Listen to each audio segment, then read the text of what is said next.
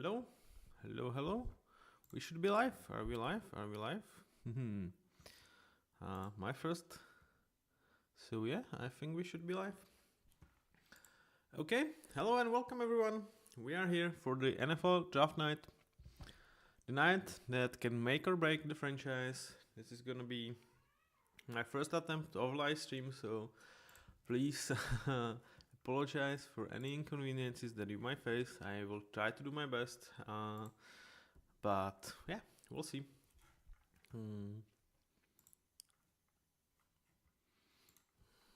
Yeah, right.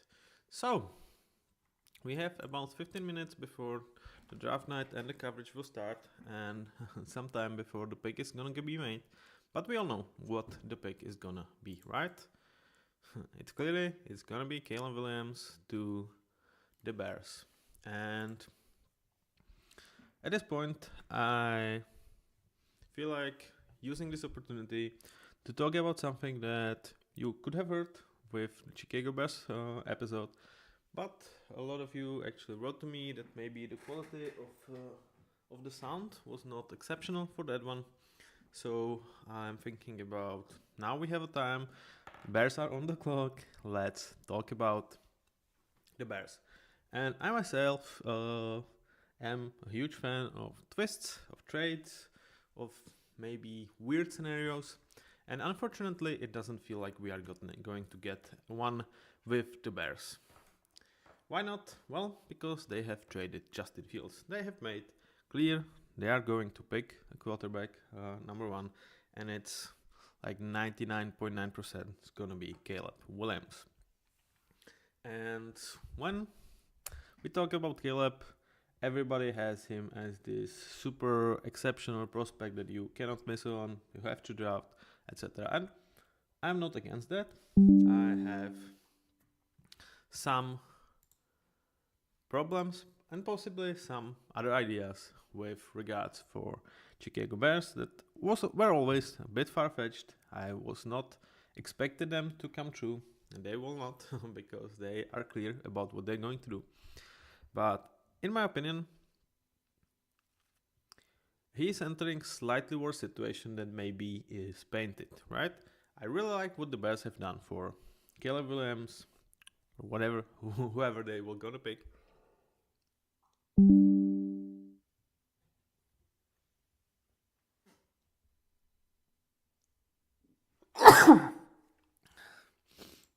I apologize.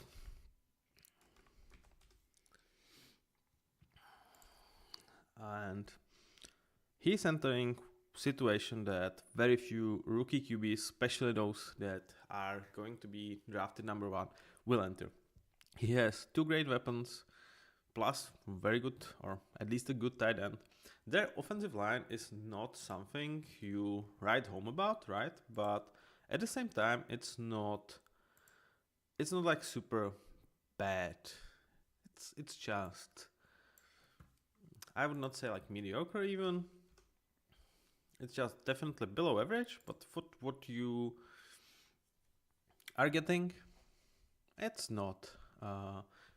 It should not be the problem. I really like what they have with tackles in terms of what they are paying for those guys in context of what kind of level of production they are getting.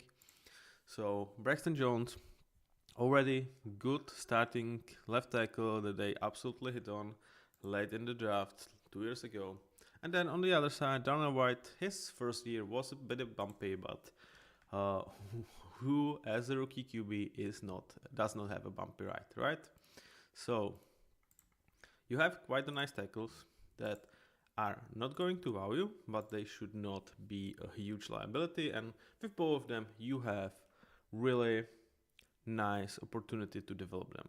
Also, you have Larry Borom behind them, which is quite a nice depth. You have him for next year for $1 million. For who he is, for what you are getting, you are absolutely set up with him. I'm sorry guys, I need to check my cat health because, yeah, wait a second. Are you okay? Yeah, you are okay.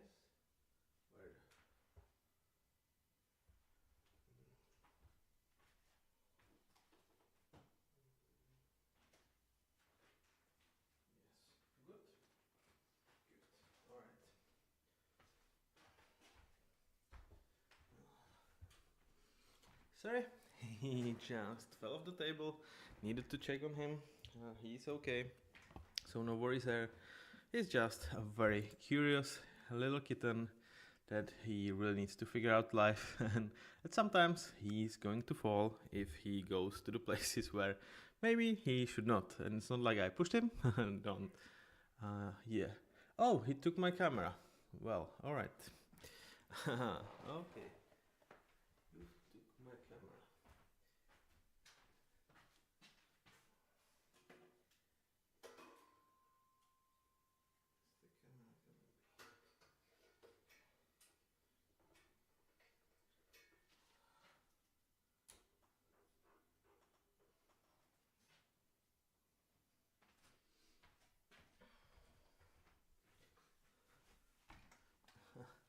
All right, all right. So he took the camera with him. Camera is fine. He is also fine. We good. We good. Let's go back to the Chicago Bears and their O-line, right? So on the tackles, I think you are nicely set. You have guys to improve. You have a backup that I'm happy with.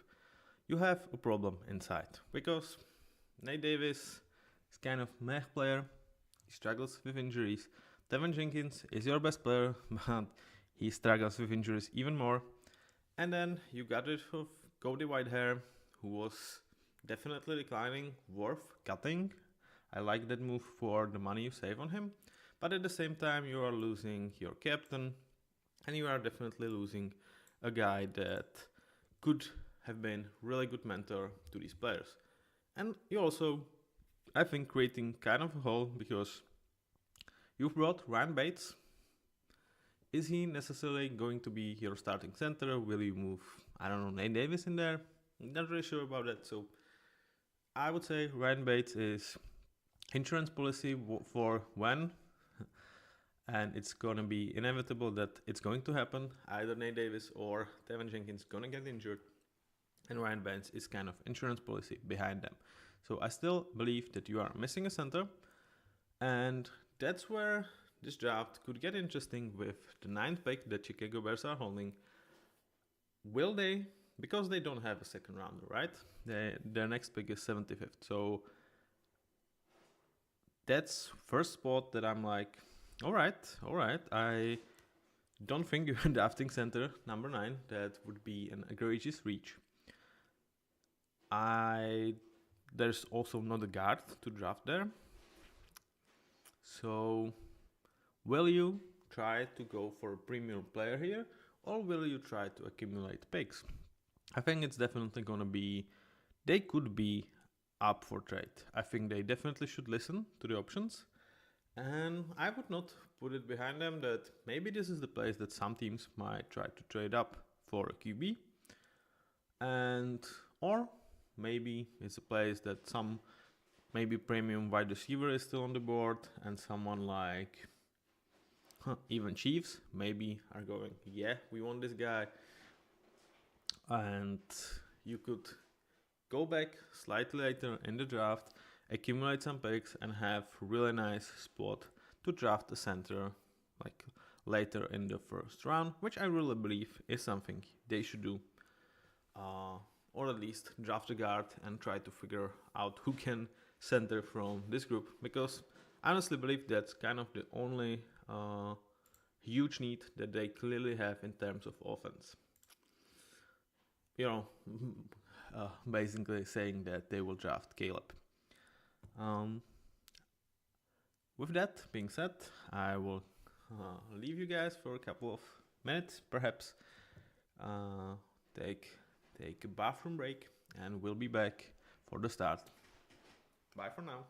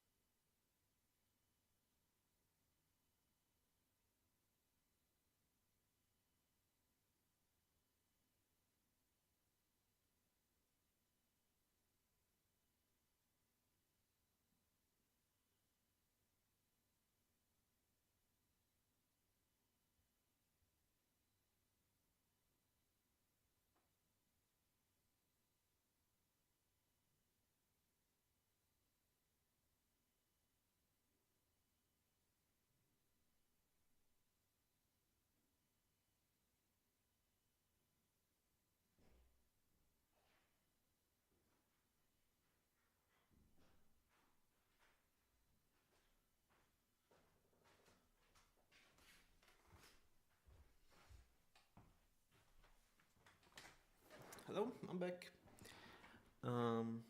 Sorry for this one. Something I struggle with in my personal life. I have a bit of an issue with my stomach, but it's going to get better, I'm sure. 150,000 So, draft show just starts. If you want to watch it, I definitely cannot stream it, but you can definitely watch it through Game Pass or perhaps some your television. We will start with pictures of fans for Seattle Seahawks, which I am not surprised because, yeah, if you know me, Seattle Seahawks are my guys.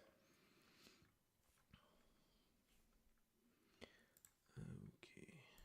We will start with pictures of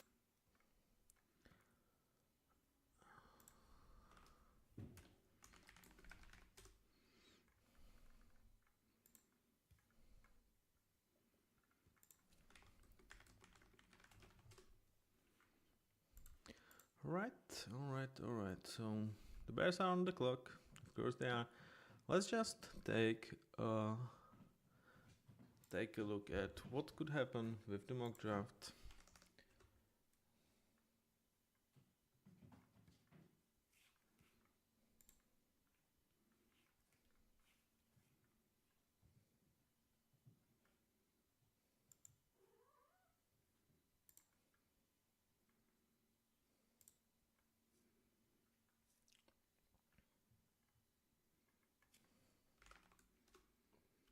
And let's just play the Bears. Let's do this and let's enter the draft. So we definitely start the draft and we draft Caleb. And with number 9 pick, the question is who. Yeah, okay, the Bells are trying to go with us. So how about this one? We would get the next first 28 pick and 60 for this one draft. Alright, let's check the offer. They don't want that. Alright, so how about we move the 4th there? Maybe 3rd. Okay, no, 4th. Okay, 5th. Let's just try with 5th. And 4th. Not even 4th. Okay. So in this one we are moving back.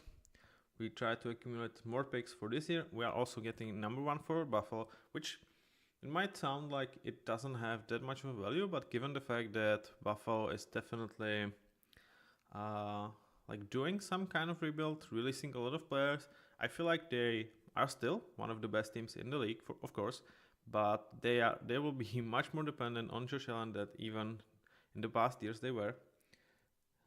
And maybe if there is someone that you can expect that maybe they can have a huge decline if Josh Allen goes hurt, they could be one of actually worst teams in the NFL. So in that case, having their first round pick could be incredibly valuable, and it's not like Josh Allen's style of play is not something that does not have a risk of getting injured. So we'll resume the draft, we will let it play out. And now Jackson Powers-Johnson could be an option. We could also trade down even from right now with maybe Zach Frazier on the board, or even maybe someone mentioned like Cooper Beebe actually being drafted, or Hunter Nurzad, which like by this ranking does not look that great. But let's check what. No, I don't think so, but maybe with Commanders we could make this happen. No, they don't. Okay, how about this one? Would this one work? Let's check this one. Okay, so we can calculate one more pick for us to draft. And well, Zach Frazier is no longer on the board, so that did not work for us. Well, that's a problem. Definitely a problem. So that could happen when you take a risk sometimes. It could be maybe you go for Tyler Guyton as a guy you trust with, or who could be there? It seems like a bit of a reach for this one.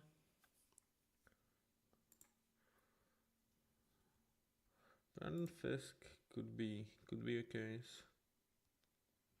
But, if we wanted to be an absolute sure, we could have just taken Powers Johnson or Frazier with that 27th picked and just be okay.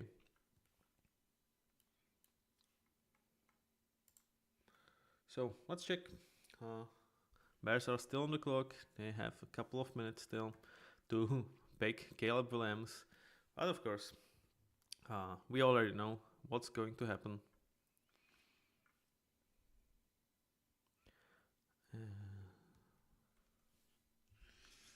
Yeah, so where the draft actually starts?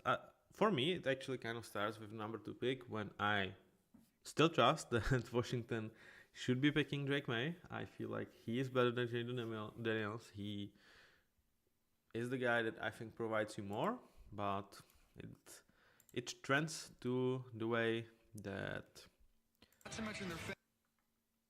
they will most likely pick Jaden Daniels, not Drake May, which surprises me, but we will see. And to me, it kind of changes what I would do as Patriots, because I feel like May is more worth taking on the number 3 pick that I would necessarily go with Jaden Daniels. So in my eyes, that kind of solidifies that even Patriots should be picking QB, and it should be Drake May. Which then makes kind of clear that Arizona will pick Marvin Harrison. So I kind of feel like if Jaden Daniels is picked by the Commanders, it should really be clear that then it's Drake May, then Marvin Harrison, and then draft starts with number 5 for Chargers. Are they going to give Justin Herbert some premium weapon, whether it's Malik Neighbors or Romeo Nunze? Are they going for a tackle, which is like the second position that everyone kind of predicts for them, whether it's JC Latham or Joe Alt? Or are they going to be the first team to trade down, perhaps with the Vikings, for the Vikings to secure their future QB, most likely JJ McCarthy? So, hello Joseph. Please make it nice. This is not private. But yeah, we are here for the draft, and we can see Eminem. Guys, I cannot stream you Eminem, but he is definitely a guy that when you are in Detroit and when you are there for first round, first pick, it has to be Eminem. Who else, right? And we of course see Roger Goodell as well. How do I like Eminem? I still believe that the best draft announcement was Pat McAfee. When he was there for Tennessee, just kind of mocking Titans, mocking Tennessee, and promoting his Indianapolis Colts. For you guys who have not watched it, I recommend you to watch it. And Bobby Okereke was the guy that he picked. Now we see one of the several stars that actually Detroit has. Hutch is there, Goff is there. Will we see Dan Campbell? We see Dan Campbell. Maybe.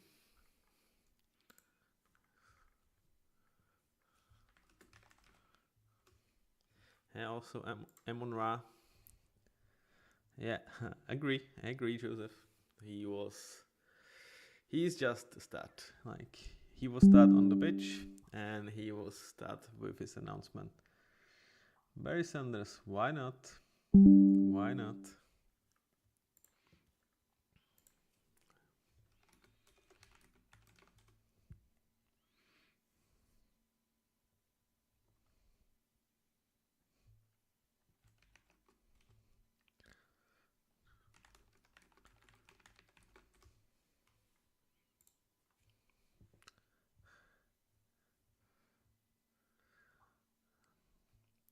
Actually cheering for Jared. All right, Jared.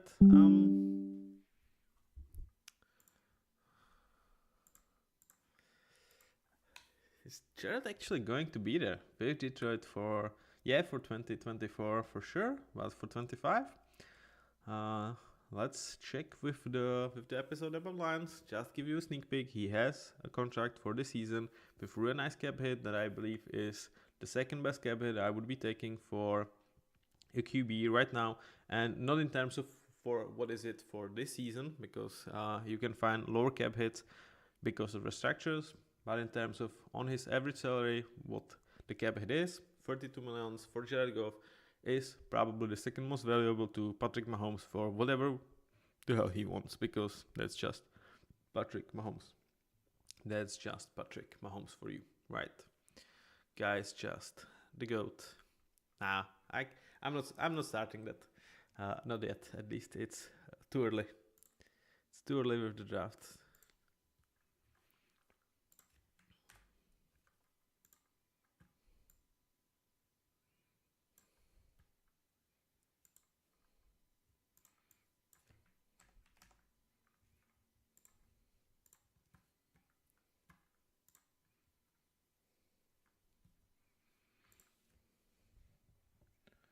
Okay, still on the clock. Why not? Time is time is ticking. What do we all know? It's gonna be Caleb Williams.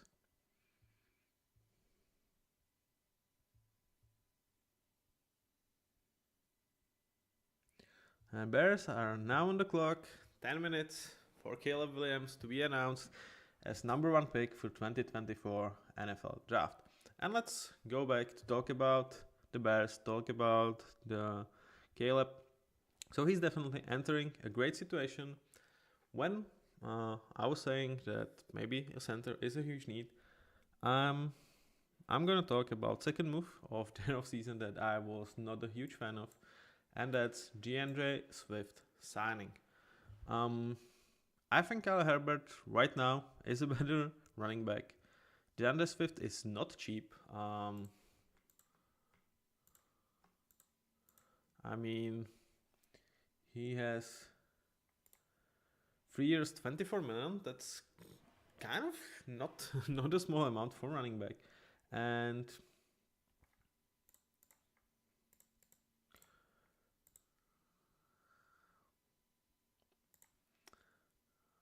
it's not like you cannot get out of it, but it's like rather 2 year, like 16, 17 million, because then you can either take a cap hit of 8.8 million or cut him, which would save you like 7.5. So you are not necessarily stuck with him, but it just doesn't make that much of sense. Like, there were, I think, better running backs that you could have signed with similar price. I honestly did not see this as like a huge need with Kyle Herbert and LaShawn Johnson on the roster. They seem like good duo. And if so, like if you are actually willing to spend for a start. Try to bring Josh Jacobs, try to bring Aaron Jones for F's sake. Like why DeAndre Swift? Like if Aaron Jones went to Vikings, why wouldn't we go to the Bears? Obviously they signed DeAndre Swift kind of early, but Saquon Barkley, Derrick Henry, Josh Jacobs, Aaron Jones, that's just some exceptional running backs that were signed this offseason. And when we talk about their cap hits, let's just take a look at that.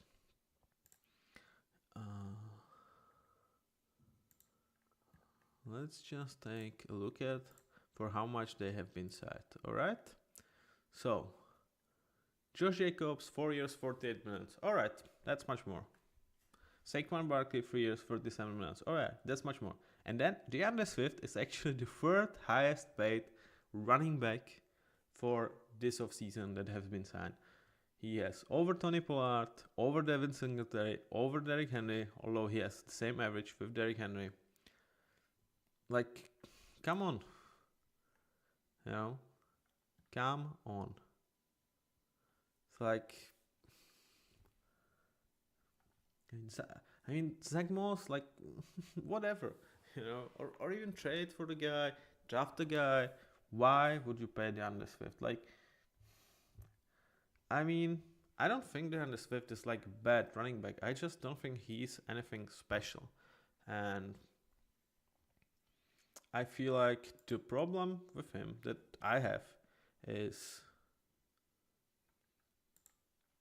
he was behind an exceptional O-line and he just didn't do much last season, right?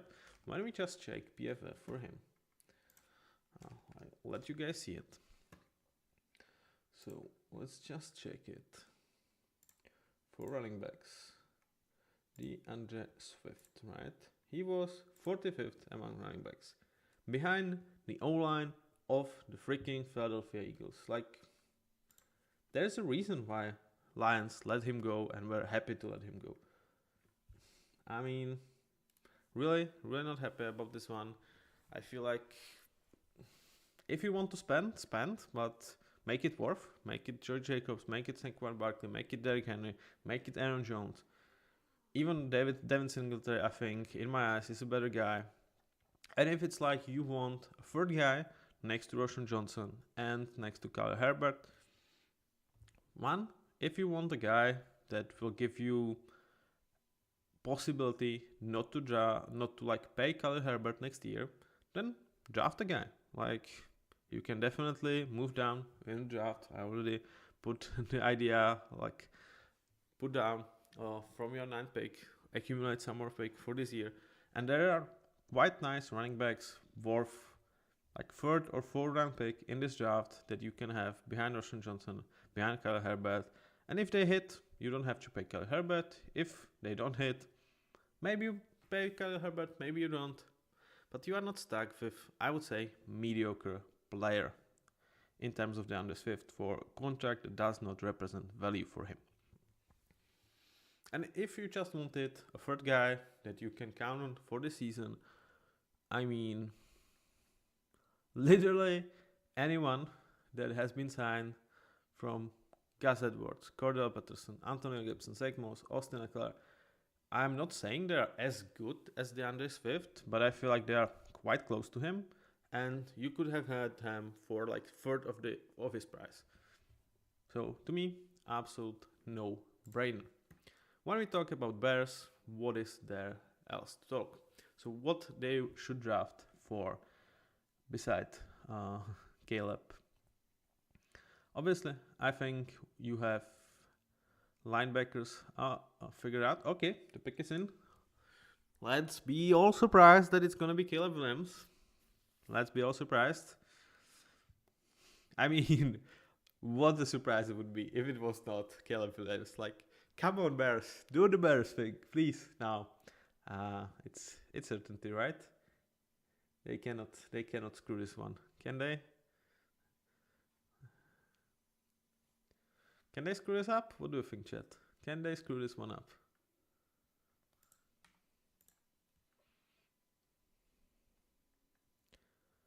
Can they screw this one up?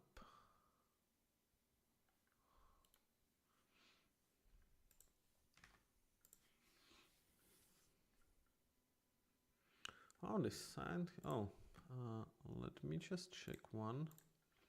Did they sign Coleman Shelton? That could have changed my comments.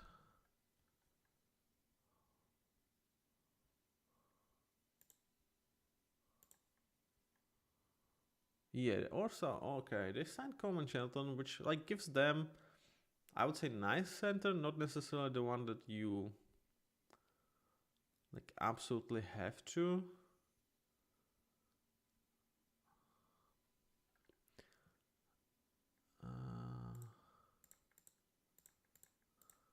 Okay, Roger is on the podium.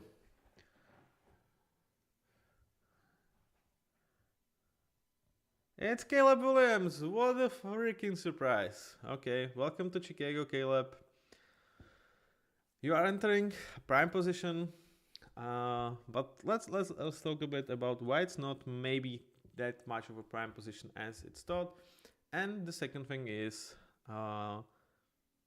it's not definitely a certainty that he's gonna have a head coach surviving this season, because I think under Matt Eberflus the chair is definitely not set up he might be sacked. I feel like he actually saved his job really late last year with the run of nice form later in the year, in which the defense that he's supposed to be great on started to work. But am I like certain that if Bears don't make playoffs this year, or if some of these signings like Jermaine Edmonds does not work, is he going to survive that? I'm not sure about that one. So that's where I have slight issue with not slight issue. That's where I feel like people are not talking that much about this possibility for the Bears, because obviously this could be something major. We've seen several times that not having continuity as a head coach for a young QB could be a huge problem. So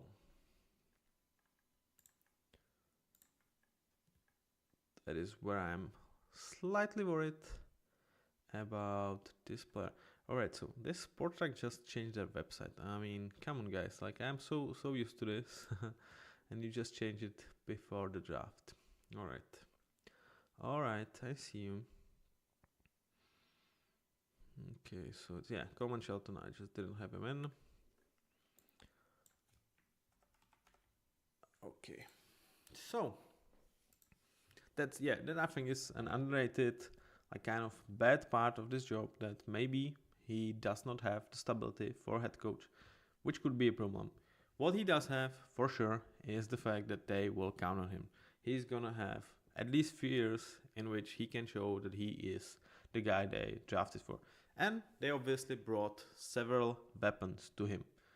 Keenan Allen, really nice addition. You hope he's gonna be healthy, right? That's kind of one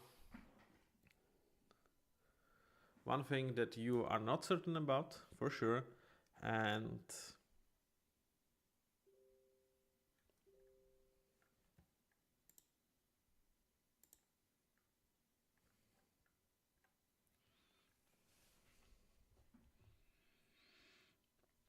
yeah, that could be a bit of a problem, but you still have DJ Moore, who I absolutely love. I'm a huge fan of DJ. I think he's one of the premium wide receivers in the NFL. I love his style. I totally think he's at least top 10. I probably would slide him in my top 5 if I necessarily have to make a ranking. So if Keenan Allen is healthy, that's amazing. If he is not, you still have weapons. And doesn't stop there. Colt Matt, very good tight end. You brought Gerald Everett, experienced, nice player that should be a help. So you essentially have 4 really nice weapons, not even mentioning running backs. And then Tyler Scott, maybe he can develop, right? You kind of have these 4 guys, which kind of makes me feel like even if like Brock Bowers is up there with the 9th pick, you should much more likely trade down, not even looking for, even if Romeo Dunze is still up there or Mike Neighbors. I'm not necessarily just putting all of my eggs into this. I would want to trade down and accumulate some picks so I can have some more players to fill this roster, because I feel like I've already done quite a nice job filling it in the offseason. But let's move to the Washington Commanders. So Dan Quinn, new head coach for them. Like I already said, I like this hire more than an average guy, because to an average guy it's much more what could have been with Ben Johnson rather than what is with Dan Quinn. I feel Dan Quinn definitely deserves another job. The fact that he brought Cliff Kingsbury as his OC is, again, something I'm higher on than an average guy, because first, I think he's not going to get poached very quickly, and second, he, as offensive coordinator for the Cardinals, was good. the fact that he was a head coach was a problem, right? So I honestly believe that he is the guy that could work down there. Give me a second.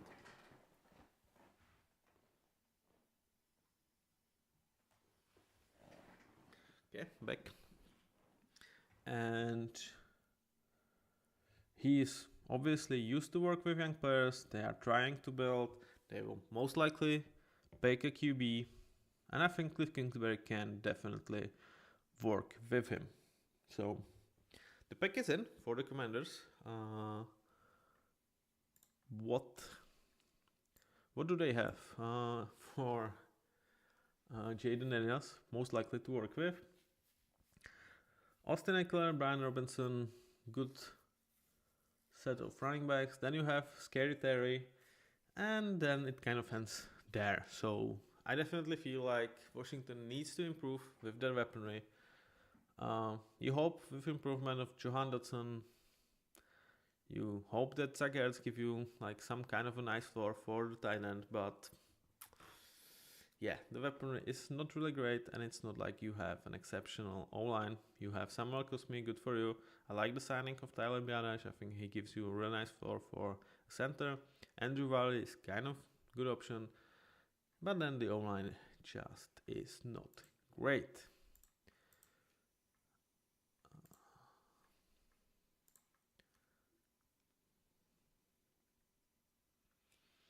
So Roger Goodell arrives. Is it going to be Jaden Daniels or is it going to be Drake May?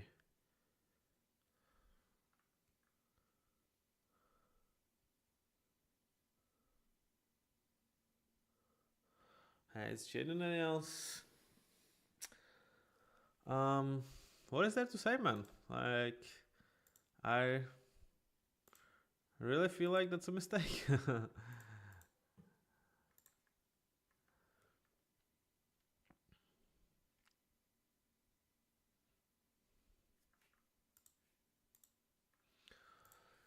And, when you look at the signings that the Commanders made in the offseason, it's kind of filling the players for the offense that are good, not necessarily great, but you kind of didn't have a good floor. They are giving a good floor. It's Tyler Biadasz, Nick Allegretti, Austin Eckler, like nice players, not a difference makers. So Jaden definitely enters a worse situation than Caleb does, and when you check Washington offseason, they really needed to replenish their D-line, their defensive players, and of course they have a defensive-minded head coach, so it's not a surprise their biggest signings were Dorrance Armstrong, were Frankie Louvu for the defense. They also brought Jeremy Chin alongside with Frankie Louvu, so I'm very intrigued how this kind of combo duo coming from Carolina could work under Dan Quinn. Though with Jeremy Chin, it's just 1 year flyer. With Frankie Louvu, they are signing him to a long-term deal. But I definitely feel like this could work. But Jaden Daniels does he has a good stuff to work with? Not necessarily, to be honest. Though he is probably more equipped to handle that than maybe Drake May, who I guess would need a better O-line to work with.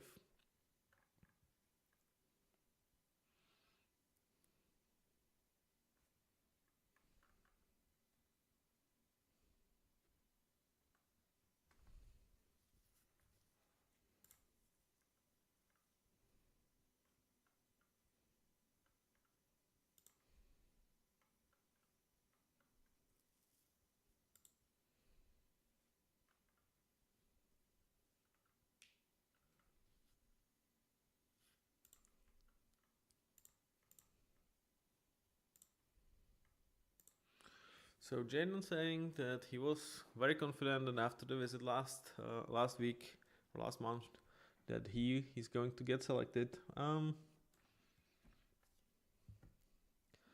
We will see how this works. I would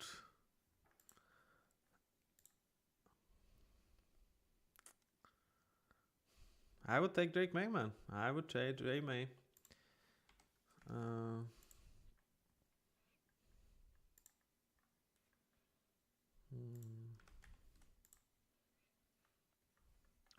I get, like, the one thing about Jaden is he, in my opinion, gives you like higher floor right now. I think right now he's better QB than Drake May. I would still pick Drake May because I think there is higher ceiling for him, and I do not necessarily feel like you need to be great this year, right? Like, you are not set up to win the division. You still have Dallas and Eagles to compete for, and I would say this is much more of a long-term project. You need to rework your defense under Dan Quinn. You need your QB to develop. You need to get better with like skill position. So that's why I would pick a guy that has a higher ceiling, in my opinion, than a guy that's maybe has a better floor in Jaden Daniels.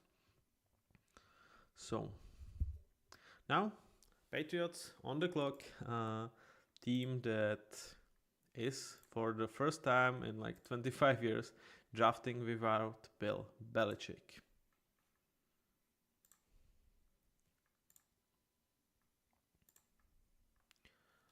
So what will the Patriots do? Because, like I said, I would go for Jared Mayo right now. Not Jared Mayo, Drake May. To part with Jared Mayo. I kind of like that Jacoby Brissett is their potential QB, so I would say I would even draft Marvin Harrison rather than pick Jaden Daniels. Though with Drake May, I feel like, to me at least, the conversation shifts. I would take Drake May right now.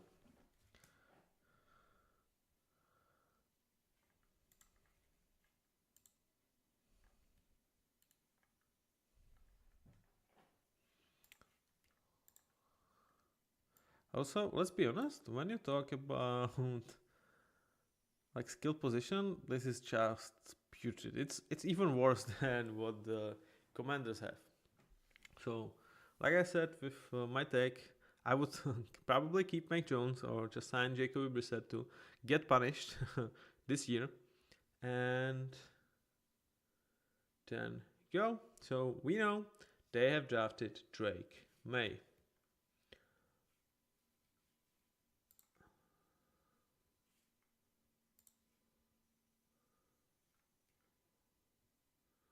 Which is not a surprise.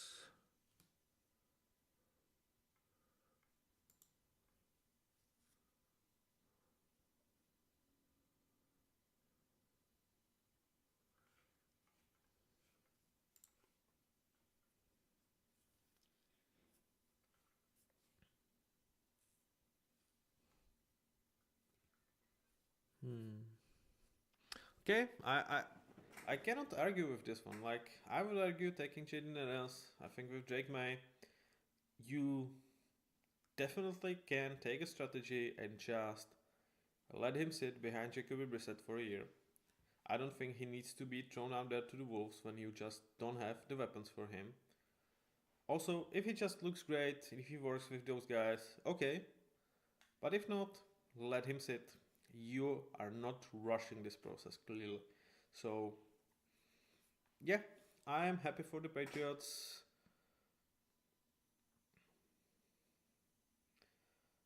I'm not sure if they had a chance to trade down and perhaps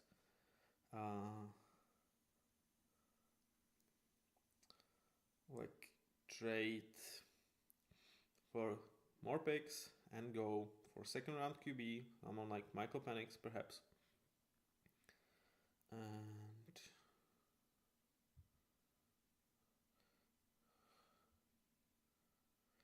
yeah, he just has a cannon for an arm.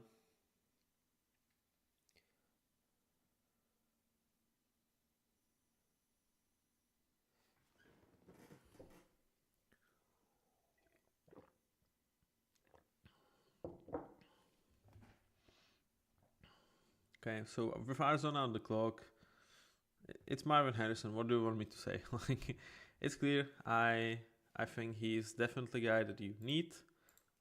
You need Kyler to have an elite guy next to himself. You know, his best wide receiver right now is like Michael Wilson, I guess.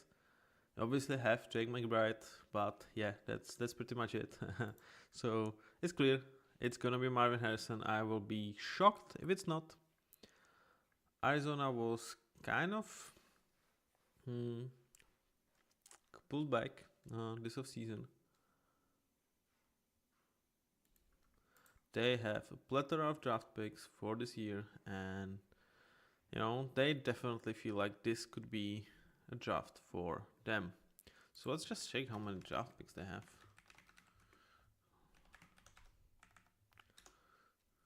So they have number 4, number 27, number 35, number 66, number 71, number 19, number 104, and then even another 4. So they have 3 thirds and 2 firsts, 2 fifths. Like, Arizona is a team that definitely can win this draft. And I feel like it just starts right now with Marvin Harrison. I just don't see them doing anything else unless you are getting ransom from someone like Giants. If Giants kind of want to move up, and then you might still have maybe even Marvin with number 6 pick, because Giants would most likely be moving for another QB in line.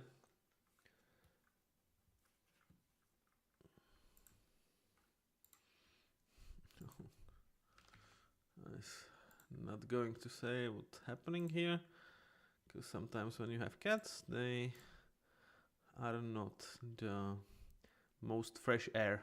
Let's put it that way. So JJ McCarthy.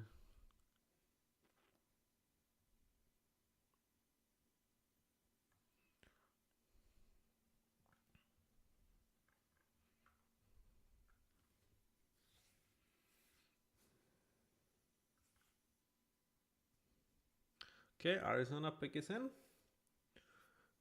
Is it Marvin Harrison, or is draft actually going to get funny from this point? And it's not going to get funny if they pick Malik Neighbors or Roman Dunze. They would just disappoint me. It's going to be funny if they would trade down. But given that they made the pick, I would put my money on Marvin Harrison.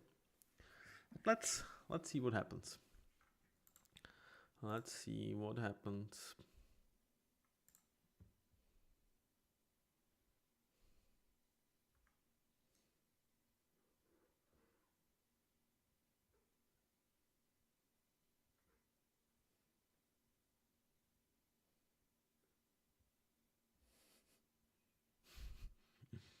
Okay, it's Marvin Harrison. It's clear. Yeah, right choice. Again, you will have me coming from a Seahawks fan. I'm not excited about this one, though. I really feel like this is gonna be an interesting option for like Devin Witherspoon to try to cover Marvin Harrison. So I cannot wait for the matchups. But overall, for Kyler Murray, I think he gets a weapon that he definitely was missing. Marvin is, no matter the talks, he is just the best wide receiver in this class. I just don't see him being a bust by any stretch of imagination. Like, he's still not even 22. He's been putting up numbers. He has a bloodline. He just gets it. He is the position, and yeah, I think Arizona, if they are supposed to win this draft, it starts with this pick. Now, okay, maybe the draft starts now, because with the Chargers, I'm really not sure what they are going to do. If I were them, I would go for Malik Neighbors. I feel like giving your best asset, which is Justin Herbert, it's not Harbaugh, it's Herbert, in my opinion, at least. Give him a weapon that he can play for next 10 years. He's not even 21. Just give him Malik Neighbors. Let's go for it. You definitely don't have pretty much anything right now, and you just need it, man. Like, you just really need it.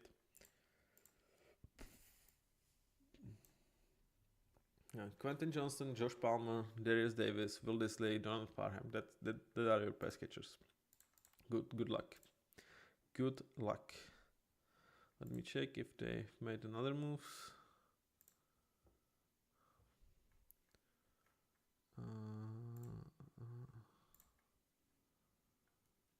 No. Yeah, Gus Edwards. I mean, it's just that easy. I would do that, but I can envision them taking Joe out. Just take the best offensive lineman tackle that's on the board. Though I do not necessarily feel like that's a position you absolutely struggle with. Like Trey Pipkins and Rashawn Slater. I mean, okay, for Pipkins, but he is still, I feel like, decent enough starter for you. Compared to what you have with wide receiver group, I mean, come on, like give Justin Herbert something to work with. So at this point, I feel like it's either going to be one of the premium wide receivers, or it could also be one of the premium tackles, whether it's Joe Alt or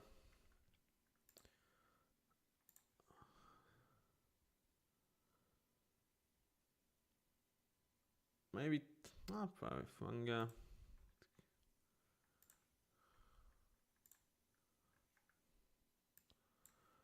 Like it's most likely Joe Alt that I would say.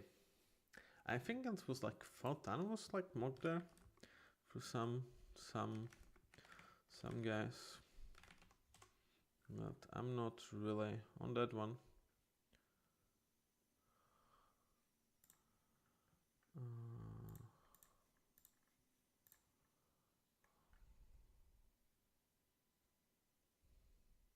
The JC Lightem also with like on the PFF big board is not really high, just 18 back. I still feel like Joel is just a better prospect. So if I would not go for a wide receiver, I would pick Joel. But also I think like Chargers are in a potential spot to trade down. You know, is it gonna be Giants? Do they force Giants to make a move? You know, because they're saying, well, maybe Vikings will make a move. So if you want JJ McCarthy, you need to give us the pick swap and give us some picks. So that would, in a sense, if you could strong arm Giants to trade with you, you get nice picks, and you'd get most likely Joe Alt anyway, or Mike Neighbors, or Romeo Dunze, or JC Latham if you want.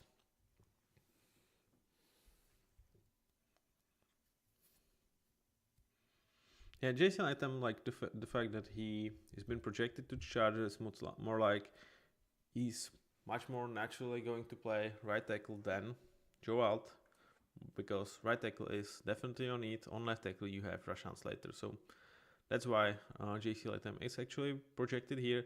But I feel like it's a huge reach, at least in my opinion. I would just not take JC Latham with number 5 pick.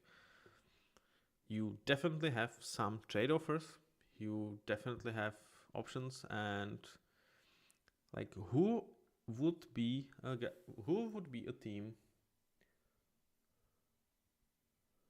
Who would be a team to pick JC Latham? Like if you trade down to like number 11 with the Vikings, like is there anyone who would take JC Latham?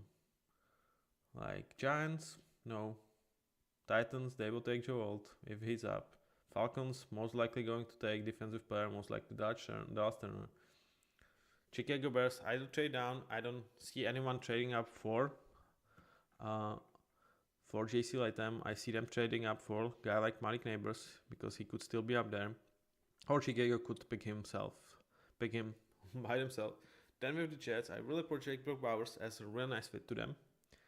And then you have number 11 pick. So if they pick JC Latham as number 5, I will be shocked. I think it would be a huge mistake because I just don't see how you cannot trade down and still get him if you really want him.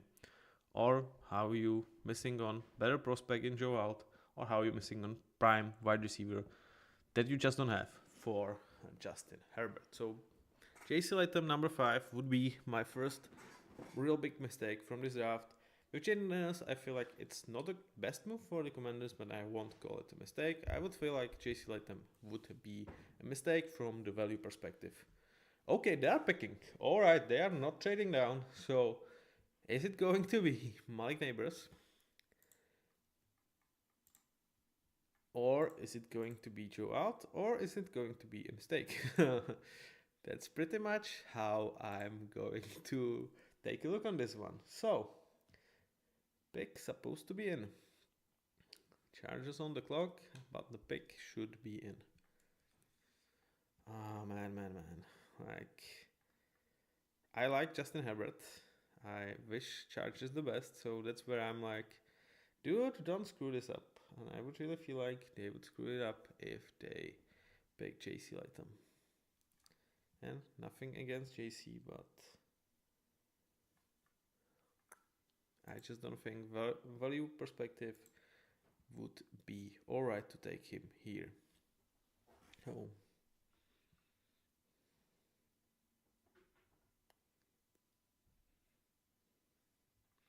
So nothing happened. We are still waiting for the pick.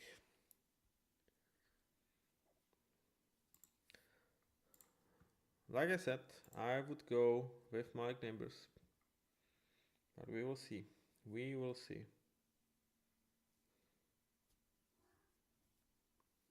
I mean, I would not consider Madden's a mistake. I have a higher grade on Neighbors, but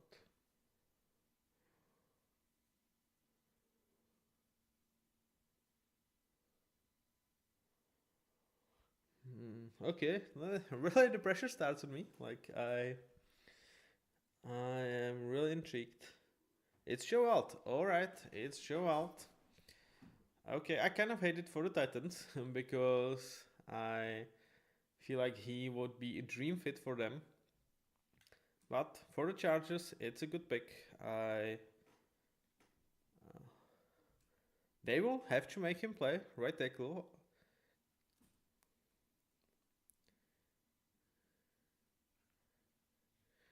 Could they swing Rashawn Slater to the right tackle? Not sure.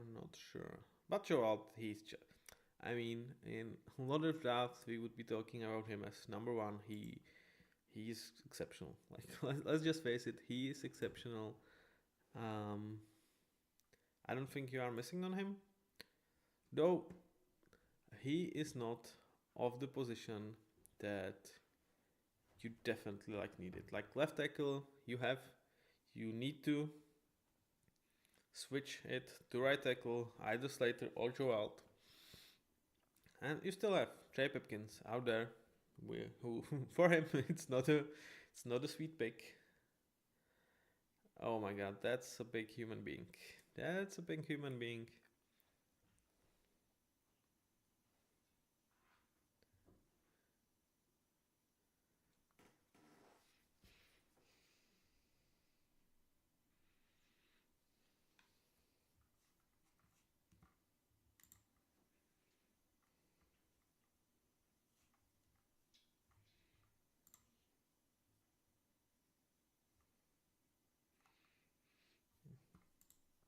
Okay, Giants on the clock. Let's talk a bit about Giants.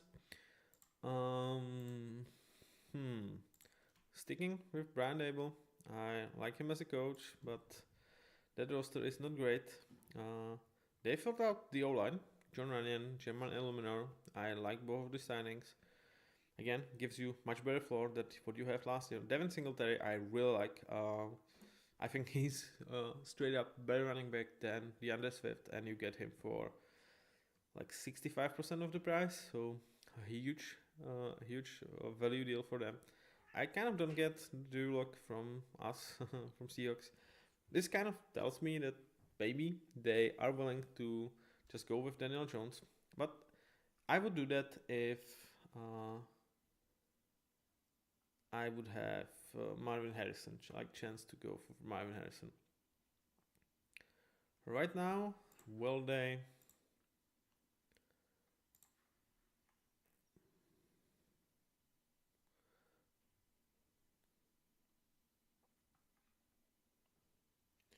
Will they necessarily go for it? Like I said, when I like predicted this, I feel like for like the Giants' future, maybe drafting a QB or trading down could be like the best thing for the future. But because Brian Dable has his job on the line, I would believe that he goes with higher floor Daniel Jones plus special pick right now, which I believe is going to be either Malik Neighbors or Roman Dunce. I would still go with Malik Neighbors for sure. And they will go from there. They will try to win games with Daniel Jones. Kind of first to save their ass, second to justify the contract he has. And if he sucks, then they will draft next year quite high. They can get rid of the Daniel Jones contract post this season with just 22 million in dead cap, which does not set you that high. And so the thing is, if Daniel Jones sucks with Mike Neighbors, then you would be in really good position next year's draft. You can draft a QB next year.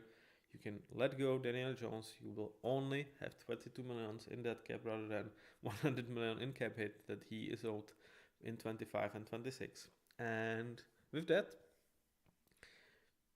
it just gives you much better future. You would most likely fire Brian Dable, though I think he's doing a good job, and just start the process with a new guy, with a new QB, rather than drafting a QB right now when you are not getting rid of Daniel Jones' contract. And with that, you would just be kind of stuck. It would not help you this season. Maybe it would be better for franchise sake, but pick is in, and it's Mike Neighbors.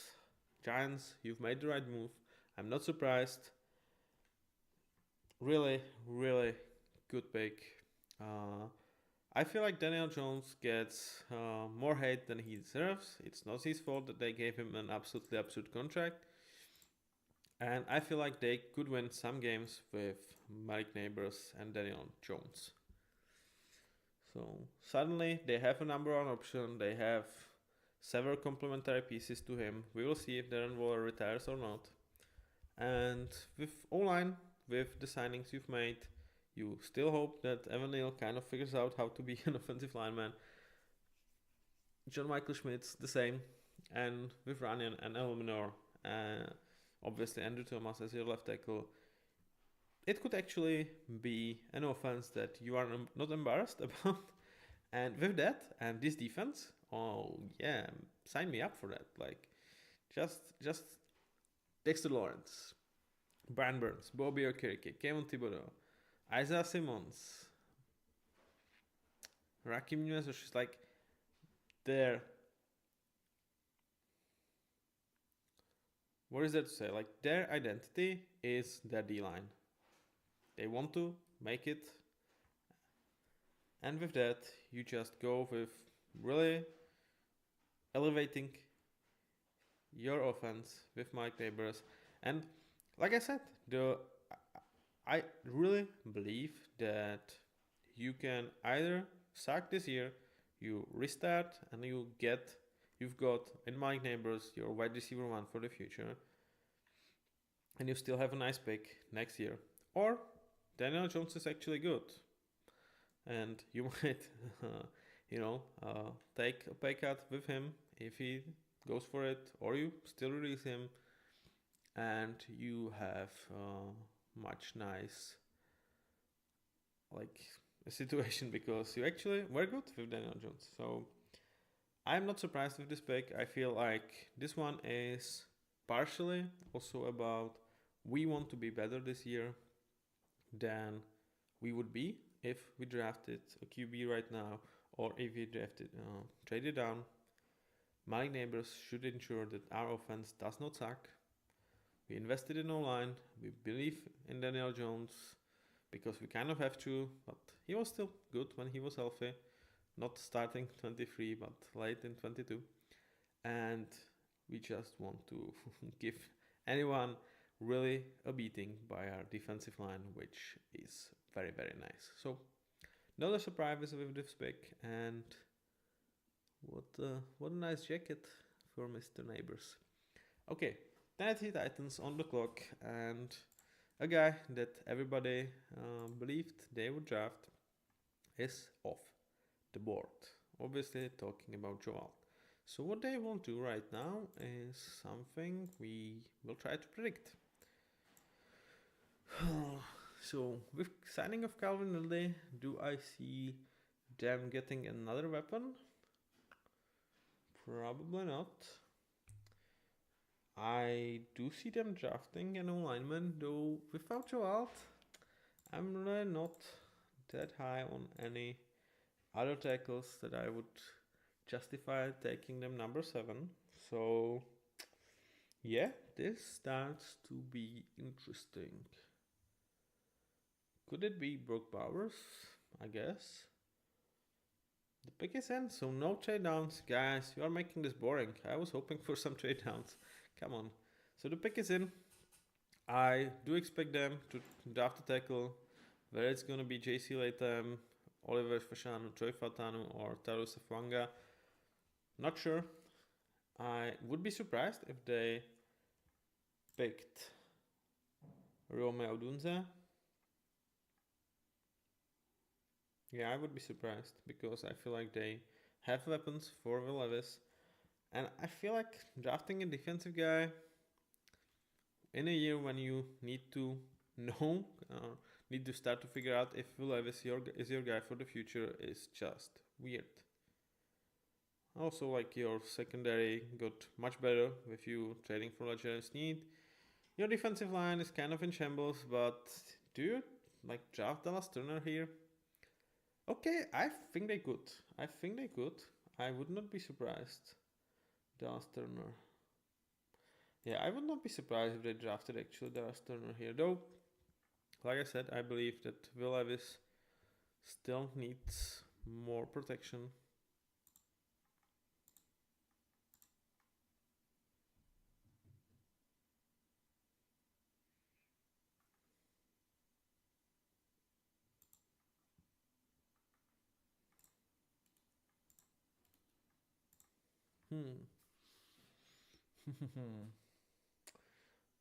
I actually kind of like Dallas Turner here. Pick is in, so no trading down.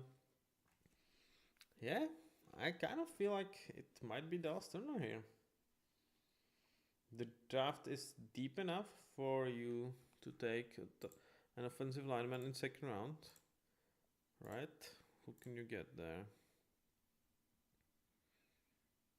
Like someone like Jordan Morgan, Tyler Guyton. Those two guys could still be up. Yep, I kind of like Dallas Turner here, to be honest.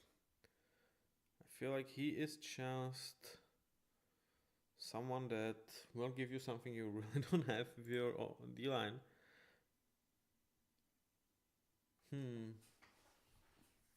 I mean, Romeo Dunset to me just does not make that much of sense. Like, it would make if you have not overpaid for Calvin Ridley. I still don't like this move, and right now I would just pick Romeo Dunze and be happy about it, and would be saving substantial money. So Calvin Ridley, as like I don't absolutely hate it, but 4 years, 92 millions for Calvin Ridley is just an overpaid.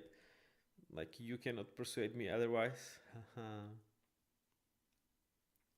I'm intrigued. I'm intrigued what's going to happen, man. I'm intrigued what's going to happen.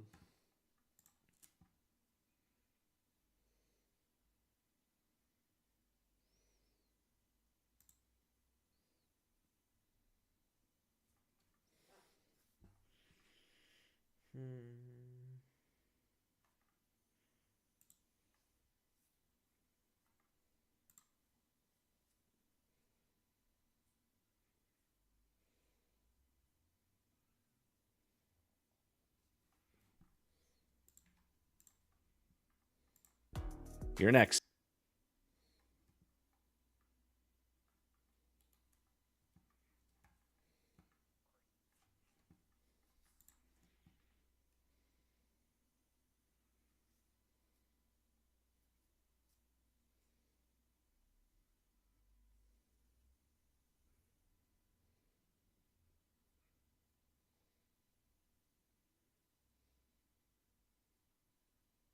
Hmm. I'm sorry, guys. Lost in thoughts in a way. Yeah, I think tackle is just reach right now. So it just feels like the last turner to me. It just feels like the last turner.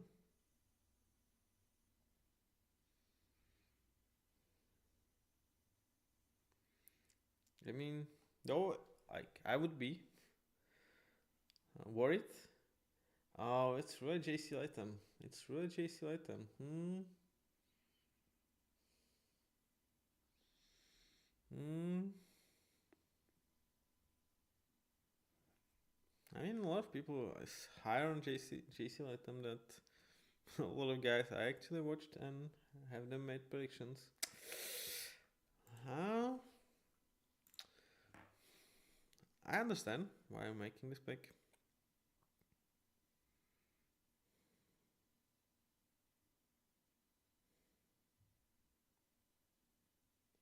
I think it's a reach, man. I like it because it's position of need. They obviously address this with new offensive-minded head coach and his father. But this is just a reach, man. Like I understand that you want this guy, but again, just with the Chargers, I like don't tell me that you just couldn't trade down and still have JC Latham on the board. Like there's really like Vikings really did not try to go to number 7, right? They are really making a bet on this one. Okay, okay. Let's just focus on the next pick, but I'm not a fan of this one. I am not a huge fan. So Falcons.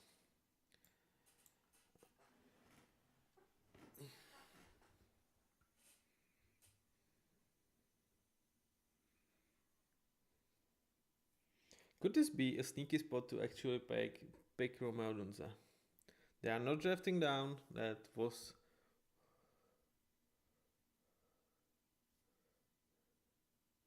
one is clear. I mean, obviously everyone will be saying the Turner here. They need to address their D line.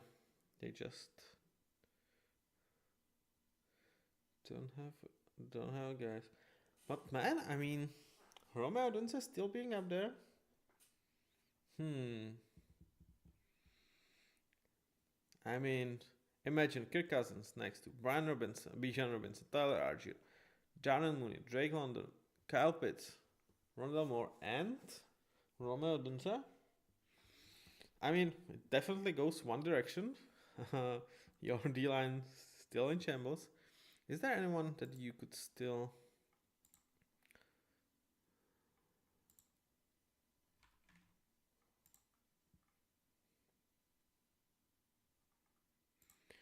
You still could take him.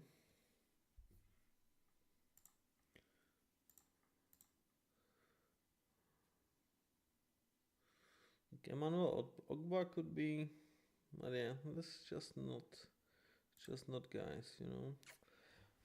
And it's most likely going to be the Aston, right? But I would not be unhappy if it's actually Romeo Dunza because I would enjoy that offense. I would really enjoy that offense. I'm expecting to enjoy it no matter what, but with Romeo Dunza could be really fun. Yeah.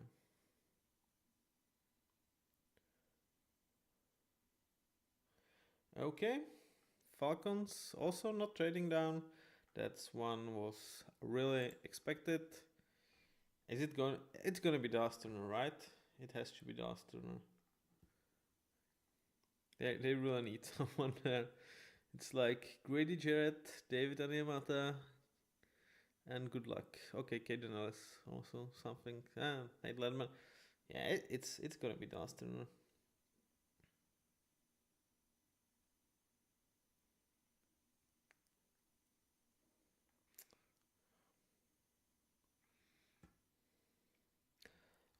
One thing about JC Latham, I'm going to go back on this one. Why I'm like lower on this pick than I would be on some other. It's like I feel like he doesn't have the best floor. He's definitely out there for a long haul. But when you are trying to figure out Will Levis situation, I would say you just need a better player right now. And I don't think he was best tackle for right now. I think that's for sure. And in terms of improvement, I would be really happy if I don't need to figure out my QB, but I really need to know what I have in Will Levis. So, okay, I will stop bashing on this one, but not a fan. Not a fan. Um, I would say that's actually my first mistake of the draft. Though I understand they trust their Callahan's to make him work, but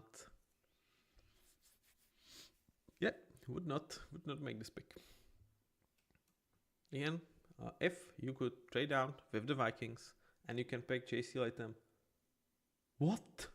What just happened? What? Falcons, what are you doing? What? What? What just happened? Michael Penix? What? What just happened?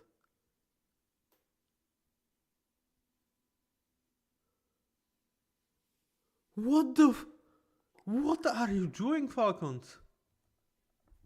Oh my god. Alright. Titans, you are off the hook. What just happened? Like, Michael Penix? Seriously? You just signed Kirk Cousins to 4-year deal. You are in win now mode, and you pick Michael Penix? What? What the Oh god, what is this? What is this? Like, you are not even picking the best QB available. Like, the best prospect is JJ McCarthy. Why are you picking Michael Penix? And if that was the plan, why didn't you just sign Russell Wilson for 1 year and then let Michael Penix play? Like, what are you doing? Oh my freaking god. Oh my freaking god.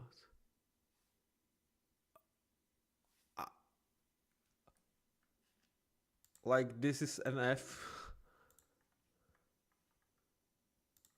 What just happened?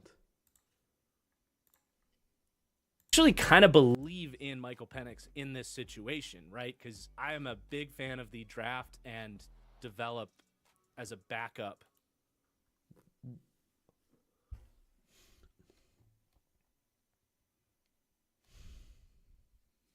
Guys, I'm sorry. Like, I'm really lost for words. Why? Why? I mean, he's already 20. Like, if you want him to sit behind Kirk Cousins for 2 years, because like I said, the Kirk Cousins deal is much more of a 2 year. You can get out of it. That's again coming back to my point. You should have just signed Russell Wilson for 1 year, 1 million, rather than Kirk Cousins to essentially 2 years, 100 million, and then having that cap.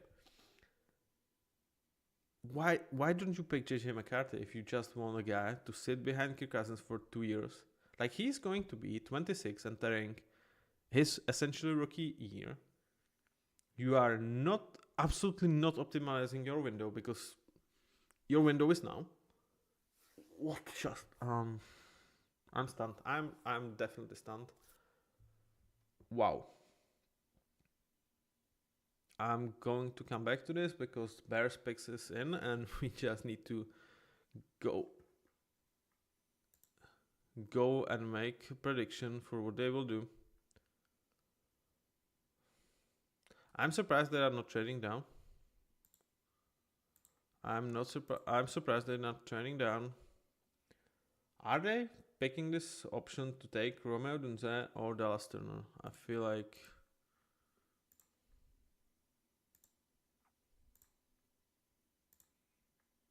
so Romeo Dunze to me kind of makes sense because you are not expecting Keenan Allen to be there for a long haul. You are not expecting him to stay healthy, and he will be your wide receiver number 2. So yeah, I would not be surprised if they pick Romeo Dunze. Or I think you could go for Dallas Turner, have a guy on the opposite side to Montez Sweat. I think your secondary is kind of set up for what you have.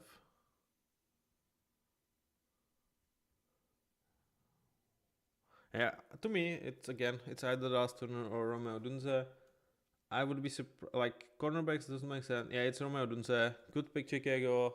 I'm a bit surprised that you have not traded down, but when Odunze is still out there, absolutely love this. Like, Caleb Williams enters an exceptional situation, man.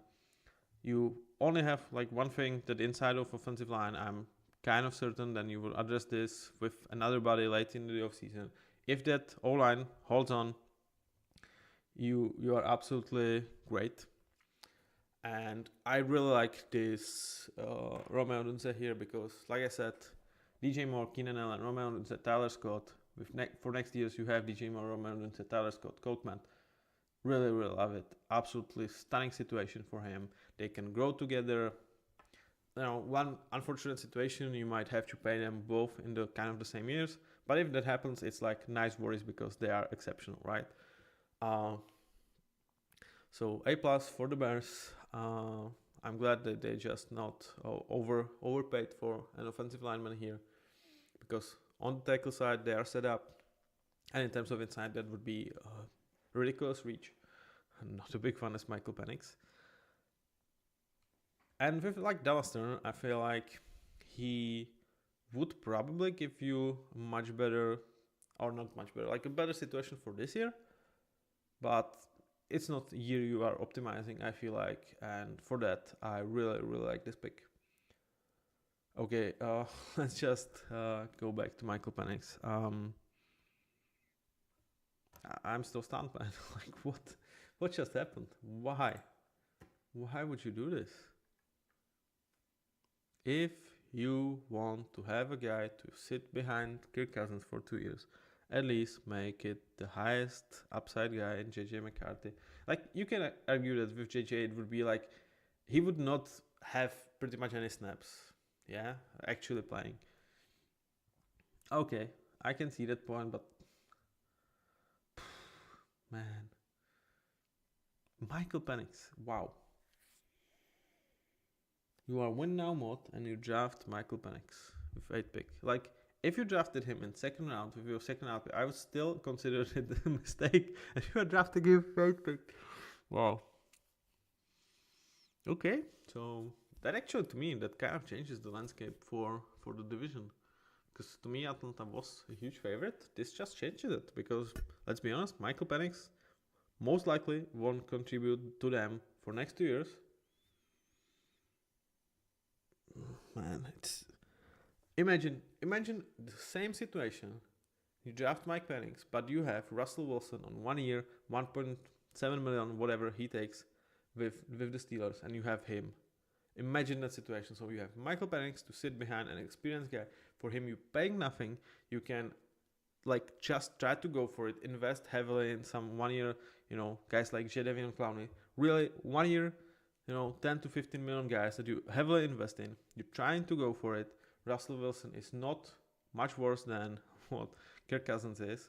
And you have this 50 million bonus. And then you have Michael Penix to go. Like, if that was the case, I would still consider this as like absolute reach. But at least I would understand it. Right now, No. Like, everybody was critical of Jordan Love pick behind Aaron Rodgers, and that was like, what? Jordan Love was like 20 something pick? Jordan Love draft pick. Yeah, 26th pick, and guys were heavily criticizing this. They just took Michael Penix for this. All right. Vikings, biggest in. I would be stunned if it's not JJ McCarthy. Like, for him, that's a dream situation. You have Justin Jefferson, you have Jordan Addison, you have Christian Deriso, you have Brian O'Neill, you have O'Connell. Okay. Oh, they're trading. Okay. They are trading with the Jets. Oh, why it says the pick is in when they're trading? Okay. I mean, Jets are not drafting JJ McCarthy, so this feels like really strong arming Jets into giving them some picks. Love it for the Vikings. It really seems like, if I'm not mistaken, that they swapped the picks with, yeah, with. No, all right. Oh, it's the other way around. They trade up to number 10. They did not pay that much to get it. I would say this just ensures that Broncos are not going to come to Jets and give them a nice package. So I love that for the Vikings. Sorry for mistaking you guys. I was still on that Michael Penix thing. I will be super stunned if this is not JJ McCarthy. You have Sam Darnold for 1 year. Just kind of a bridge that, if he's not ready to play year 1, then all right, you are not worried about this. You let Sam Darnold play, and if he is, you just put Sam Darnold on the bench and you just put him in.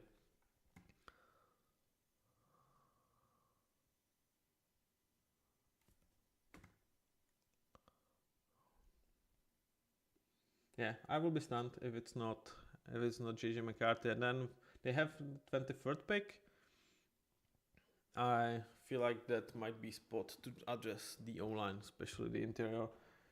Perhaps I think it's not a reach to take Jackson Powers Johnson there. Let's just see how they have him grade here.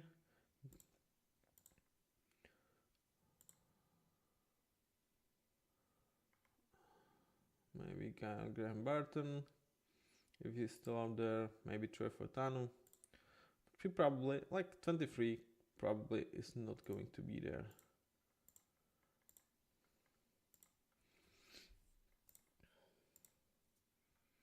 Yeah, I don't think either Fortano or Burton are actually going to be up there.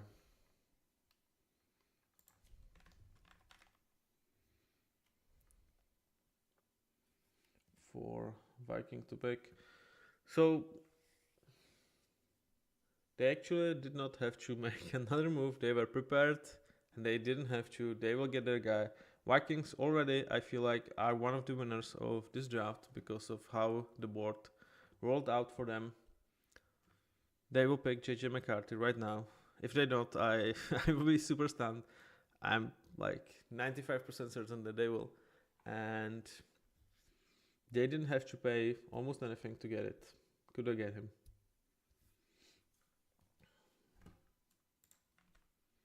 So Vikings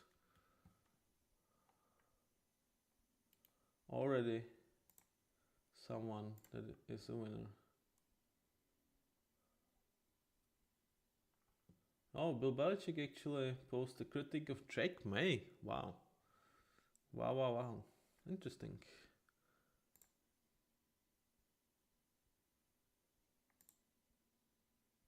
Well, again, a very talented kid, good size, runs well, has a good arm. Just he hasn't played very much. He really doesn't have a lot of experience, and he makes some big plays like this. This is an amazing play where he kind of throws going backwards, puts the ball right on the money. Whoa. And those are the highlight plays that you really like from May. This is one where he just doesn't really finish. Okay, so essentially the critique of Bill Belichick is he is unexperienced. Which, again, if you are not trying to win right now, I'm absolutely happy. I think he gives you much bigger upside. So,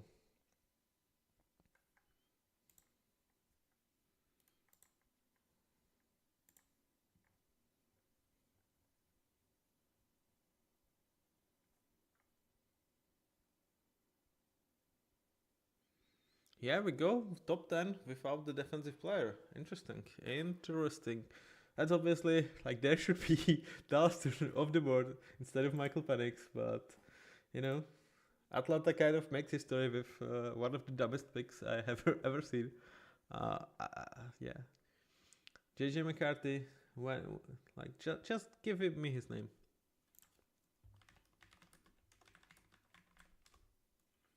So yeah, what they had to pay is actually they had to pay 129th pick and 157 for and their 11th for the 10 and 203rd. So it's like what 2/4 in a way for 1/5. Yeah, you absolutely live with this just to ensure, just to be sure that Broncos won't jump ahead of you. Absolutely love this pick. It's JJ McCarthy. It's in Vikings. I will call it right now. Right now, they are already one of the winners of this draft. They didn't have to pay any premium. You know, even the draft with Texans was actually kind of good for them. And they have JJ McCarthy. Like, obviously, they could be wrong on him. He's a raw guy, but he was always a guy that I believe like they want to get. And the fact that they didn't really needed to get like any premium resources to get him.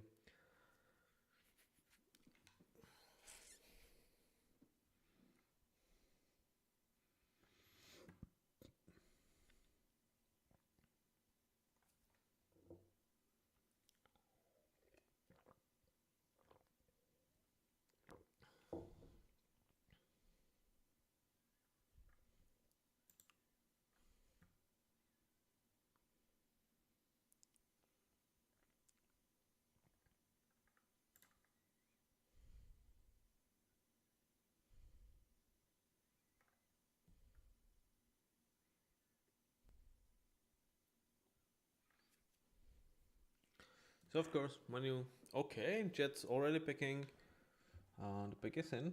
I would be surprised if it's not Brook Bowers. I definitely feel like he gives them an angle that they definitely need. So let me check my predictions. Yeah. I feel like you made your bet with Morgan Moses and Tyron Smith. You are not investing in future. You are not trading down. You have third round pick. You need the best guy available, guy that will make you special team. You are not investing in defense. You've invested premiums there. Your O-line is good if healthy. You just take Brook Bowers here. I would be stunned if they have not done that. Like, I really feel like Brook Bowers is really a missing piece for that offense. I don't feel like any offensive tackle gives you better production in year one, which is like you are going for it right now. So I will be stunned if they have not done it. Let's just talk a bit about JJ McCarthy. Obviously, with him at Michigan, he had an incredible run game. He had an incredible defense. So the fact that he's 27-1 could be a bit of misleading. It's not like the team was playing on his shoulders. But he is 21. He is raw. But he has really nice tools. He, to a lot of people, reminds CJ Stroud. And he arguably enters one of the premium position for a young QB in the league, right? You have one of the best tackles duo in the league, or at least one of the better tackle duo. You have one of the best offensive-minded head coach in my mind. You have the second or the best wide receiver, depends on who you ask. You have Jordan Addison, you have TJ Hawkinson as your number 2, number 3 weapon. Your running game should actually be quite nice if Aaron Jones stays healthy. And there is kind of no pressure on you, because if it seems like you are not up to speed, you just go with Sam Darnold and you focus on next year. It's not like you necessarily have any expiring young deals that you would have to go for right now. You obviously have Justin Jefferson situation but you would have that no matter what. Like he is definitely a guy that you need to figure out how to give him a long-term deal or how to swap him with excellent picks. And again, if somehow Justin Jefferson get traded, then it's up to Sam Darnold to just give his best effort, and for JJ just learn the offense, run the way for NFL.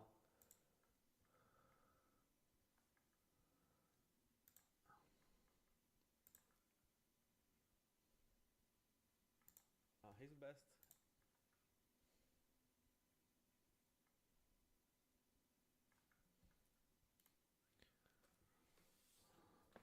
It's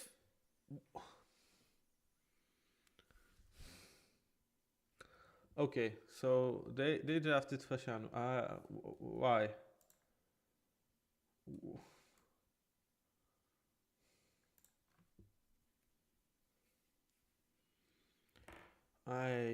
All right.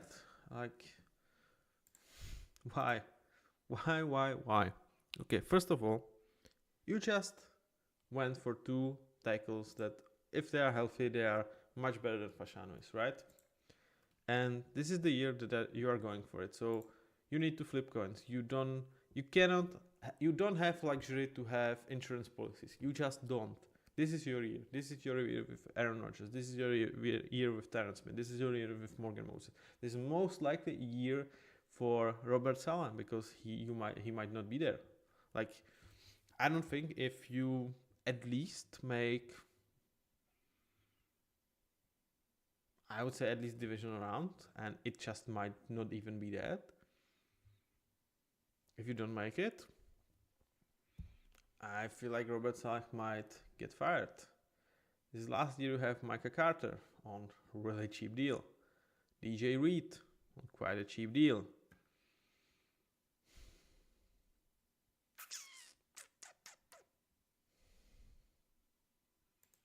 Why? Why do you bring Fashanu? Like, nothing against Fashanu. Again, building long term, this might be your best pick, but you have Aaron Rodgers. You are not building long term. You are trying to win now. Why are you picking Fashanu here? I mean, if you at least pick like Fotanu, right? That could, give you better play insight where you are actually going to struggle. Like, will you try to make Fashanu play a guard, or will you try to shift Moses to play a guard? Like, you have a problem on the line. It's not your tackles.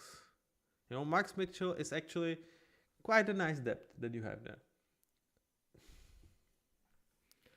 I mean, this really feels like Brock Bowers would replace Alan Lazard as that big slot wide receiver guy.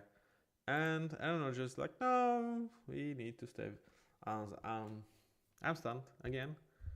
I really don't think this exists very well with what you're trying to do right now, because you've got an option. You got Aaron Rodgers for late days of his career, and you're just kind of wasting them, man. Like, he has 17 million cap hit this year. Next year is 51. Next year, you have to pay Micah Carter. You have to pay DJ Reed. You won't have Tyron Smith. You won't have Morgan Moses. Your O-line will still suck. Like, Fashanu is not going to make it exceptional next year. You won't have Micah Williams. Like, I just hate when you are making moves in the offseason that are clearly pointing to you have one goal, and then you draft in completely different direction. What is this? I don't get it. I was actually hoping to see really nice offense with Brock Bowers, healthy Aaron Rodgers. Like, it's still probably going to be a good offense, but I just don't feel like what Fashanu brings right now for this year compared to what Brock Bowers would be. It's like this. This is your year. Okay, sorry. Titans, you are getting off the hook more and more because right now you made first word choice, at least in my opinion, behind the Jets. And the Jets, you are still good because what Atlanta does is, yeah. If you hear me moan about this for the rest of this draft, I will not be surprised because I cannot wrap my head around this. So Broncos. They traded for Zach Wilson, so they have a quarterback figured out. Okay, I will not poke the Bears. Broncos. I will not poke the Broncos fans. I'm surprised they actually did not trade down here. When they are not trading down, I think it's clear they will take Bo Nix. I don't have a huge issue with that. They believe he could be their QB of the future, so it's not like a huge reach. And there might be teams like Raiders behind them who could maybe think about Bo Nix. So I don't necessarily hate if they pick Bo Nix here.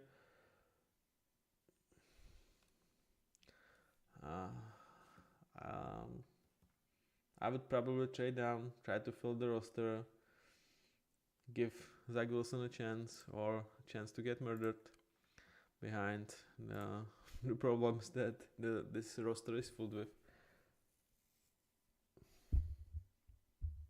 I don't know, like Bo Nix probably gives you better performance for this year, could be our QB of the future, but he's not a superstar.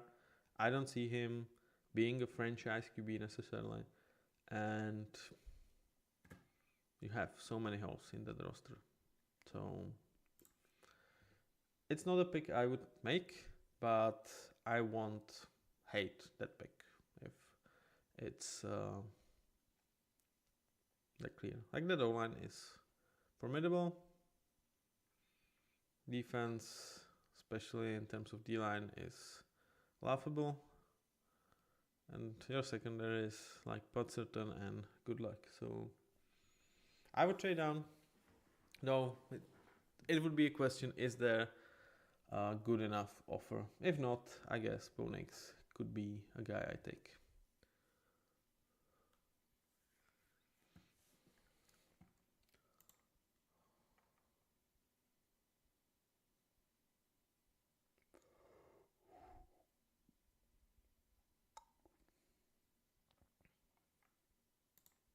Yeah, it's Bo Nix. It's Bo Nix. Not a surprise here. Someone that he's been predicted to go to the Broncos.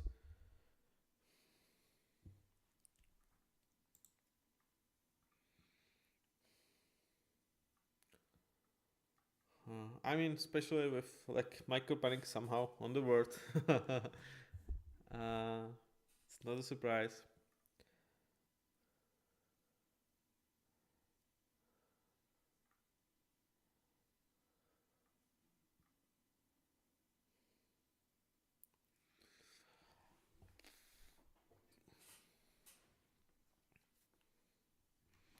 So the sixth QB of the board. The prediction was 5. Nobody saw Michael Penix going here. So yeah, it's we still have not seen defensive player come off the board. Now it really feels like Dallas Turner could be a huge pick. Oh my God, Raiders and Dallas Turner. Come on. Let me check. Yeah, please do it. I mean, they will not because they drafted Tyree Wilson last year. Oh, it would be nice. They won't do it. What they will do? They will invest in the online, right? They will invest in the online.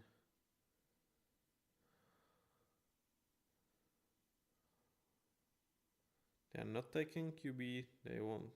They have Minshew. They have O'Connell. In terms of weaponry, is this a spot to take Brock Bowers? Alright, Brock. So I have three options here. I think it's either Brock Bowers or Joey Fatanu, or I would love Dallas Turner here. I mean, imagine the defensive line: Max Crosby, Christian Wilkins, Tyree Wilson, Malcolm Coons, Dallas Turner. Like, man, oh man, that would be That would be nice. They won't pick him because obviously they invested in this position with Tyree Wilson last year, and they have a stud in Max Crosby there. So I would be stunned if they picked Nas Turner. I would not be stunned if they picked Byron Murphy also, next to Christian Wilkins. That is the next pick that I would really like, but I feel like Brock Bowers is the pick for me. Something I would do. Cornerback here.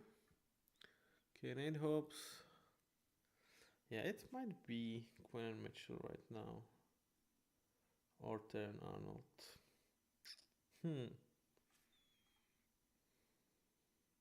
Okay, so let's go. I think, to me, Brock Bowers would probably be the pick. Dallas Turner or Byron Murphy would be something I absolutely enjoyed. I would love that D-line be just as good as possible. And I think it's going to be Quinion Mitchell because it feels like that's the biggest need. Yeah, so if it makes sense, I would pick Brock Bowers. As a fan, I would absolutely enjoy it if they get Dallas Turner or Byron Murphy to just have D-line for the ages. And I feel like they will pick Quinion Mitchell because their cornerback room is just not great. They don't have pretty much anyone signed for long term, and they don't have quality there at this point. So yeah, I think it's gonna be Quinion Mitchell. And it's Brock Bowers. All right. My pick. I called it. I would draft Brock Bowers, and they feel the same. I really like it. He gives them another option. Whether you want to figure out if Aiden O'Connell is the guy, or you actually trust that Gardner Minshew is kind of that sneaky good signing, that he's gonna give you that 20 best QB in the league. Don't give you a huge upside, but he's gonna be good, and with weapons around him, he's gonna produce, and you will still have that D-line as absolute monster. So happy with this pick. Really like it. And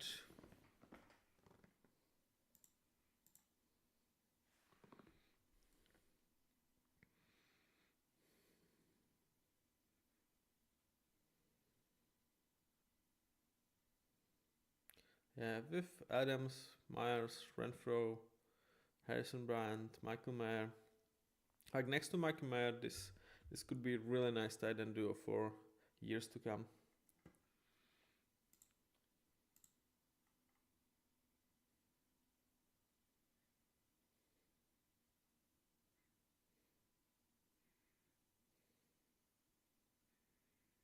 Yeah, I really like this pick.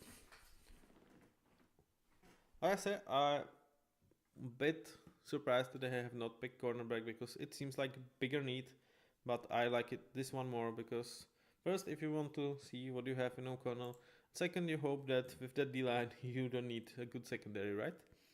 Now the Saints are on the clock. We have not seen a trade down, and we might actually not get to see.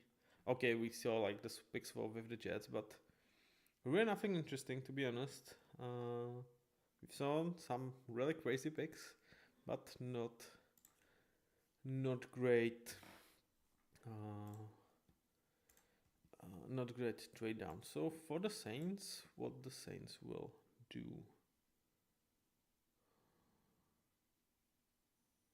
So they signed Chase Young, so they are not addressing the edge for almost a certainty. Maybe an inside. Side could be it.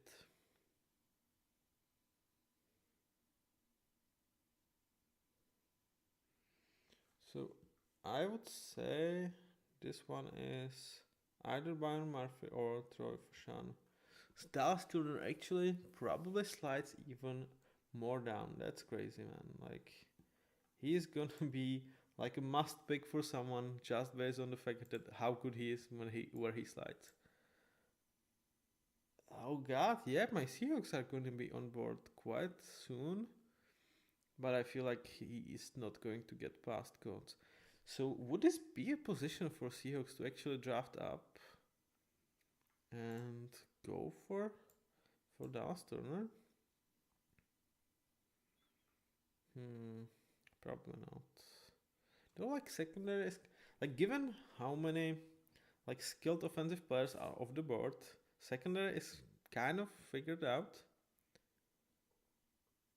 And I don't think you're drafting safety. So I either feel like you trade up, you try to get Dallas Turner, because I feel like he starts to become just such an incredible value. Or you try to draft down for teams that will want to pick one of these premium defensive players. So really interesting situations for my Seahawks that will be on the clock soon. For the Saints, Fatanu or Murphy, in my opinion, is who they will go for.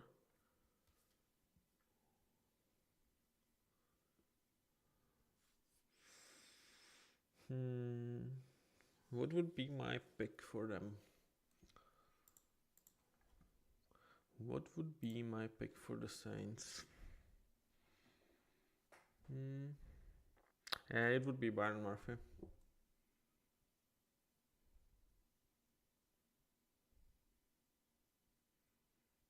Like that online, kind of have several players signed. You don't have an easy way out. You still hope that Trevor Penning figures it out. Ian Fashanu makes sense there.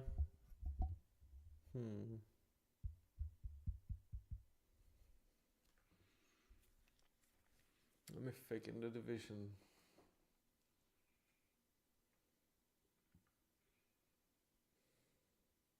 I mean, the real Falcons just changed the scale of this division, because you would expect them to have one premier player for right now, and they just don't. So, like, it makes me feel like if, yeah, let's go Saints and right now, yeah.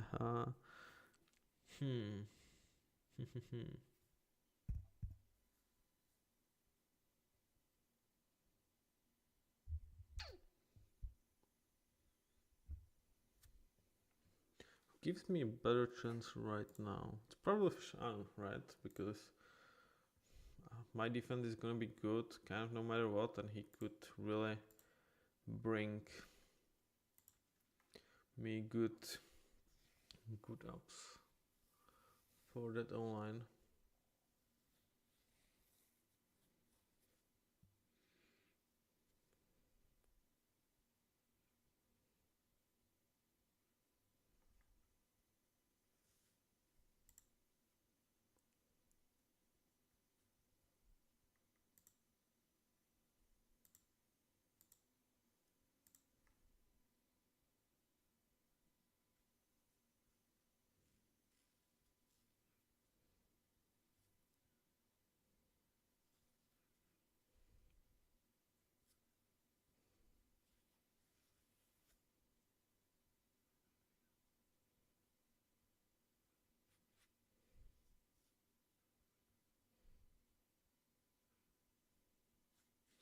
The pick is in, so they do not trade down. I think it's Troy Fatanu, if I'm honest. I would pick Byron Murphy, but I feel like they will do Troy Fatanu here. And I don't have a problem with this one. It's not like with Brook Bowers I had a preference. This one is kind of 50-50 to me. If they don't pick either one of these guys, I'm gonna be critical. But we'll see.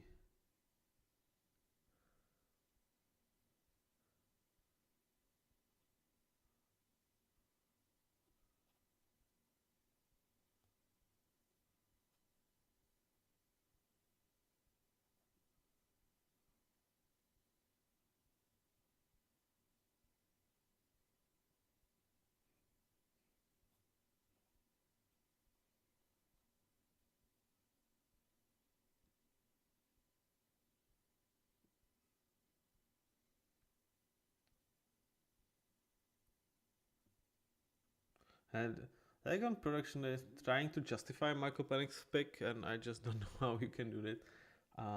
It's just wrong pick, man. Let's just say it. Everybody's gonna give that NF grade. I will be surprised if any draft analyst is gonna look at this pick for what they have done and go like, yeah, this is anything better than F. I just don't feel that. So let's go. Saints, we are waiting. Troy Fatanu I would say is my pick. And will the Saints listen to me? Or will they actually take the first offensive player off the board? And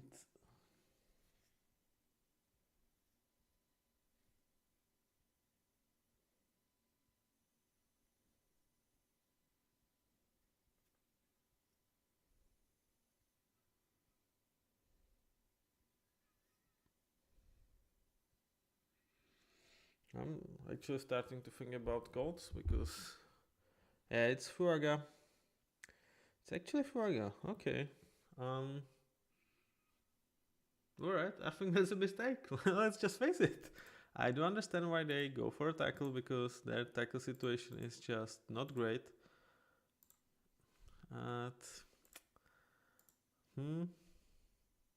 Okay, Ryan Ramczyk is hurt. Tyler Penning is banned.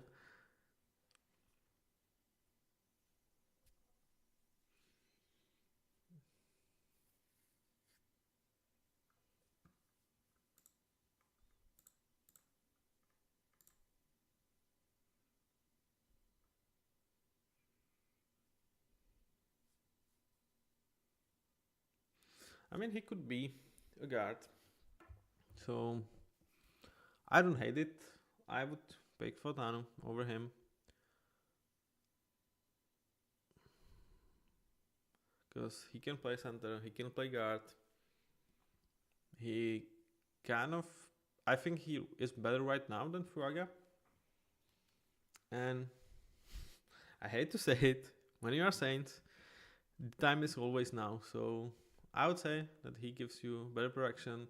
If I trusted that they are going to be making responsible decisions for the future, I would not call them Saints. They just don't do that. So again, it just feels like you are pretending to maybe do something better for the future, but you are going for it right now, and for that, I believe Fotano is just a better option. So it doesn't feel like a reach. It's definitely a place that he could have been drafted, so it's not reach. It's a position of need. But I would give it like a B. I think like either Byron Murphy or Troy Fotano for me would have been A. This is a B option. Not a huge fan, not a hater, for sure. But now it's the Colts on the clock, and with them, it's very interesting what they will do. They obviously don't need to address online. They have their starting five in a way. They don't have that much of a quality depth, but I would say, given how many tackles are off the board, I mean, could they go for Fotano here? Like, I would not hate it, man. Like, go Quentin Nelson, Braden Smith, Trey Fotano, Ryan Kelly, and Bernard Ryman. Why not? Why not, actually? I would not hate Fotano pick even here. I feel like Dallas Turner is who they should pick. And their secondary, they have a couple of nice young pieces that I think they hope to develop. Okay, Quentin Mitchell here also makes sense. I mean, for me, as a Seahawks fan for a 16 pick, I would prefer them to take Quentin Mitchell or Terry Arnold and just give us the best option possible. For the Colts, I feel like Dallas Turner is slightly better pick. I think he's a better player. And it's not like you don't have a need on edge, right? Quitty Pyatt, Tyquan Lewis, Samson Ebukam is kind of good. Downing, but okay, maybe you can make me persuaded. All right, I think it's Quentin Mitchell. I think it's Quentin Mitchell that I would take. Let me think. Is there any offensive player? Like it's kind of crazy how many offensive players are on the board. So off the board. So it's not an I definitely believe it's either Quentin Mitchell or Terry Arnold. Who is better fit for them?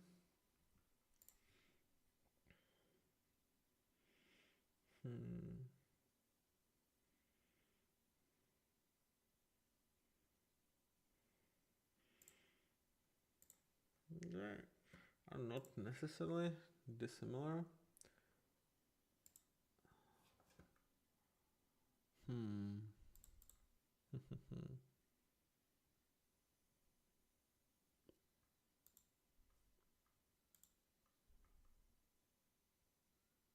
Yeah, I think it's gonna be Quinion Mitchell. I would take Quinion Mitchell. I think it's gonna be Quinion Mitchell. If it's Darren Arnold, I will still give it an A. If it's Dallas Turner, I would still give it an A. And it's just that Quinion Mitchell is probably A plus because cornerback feels like the biggest need for them.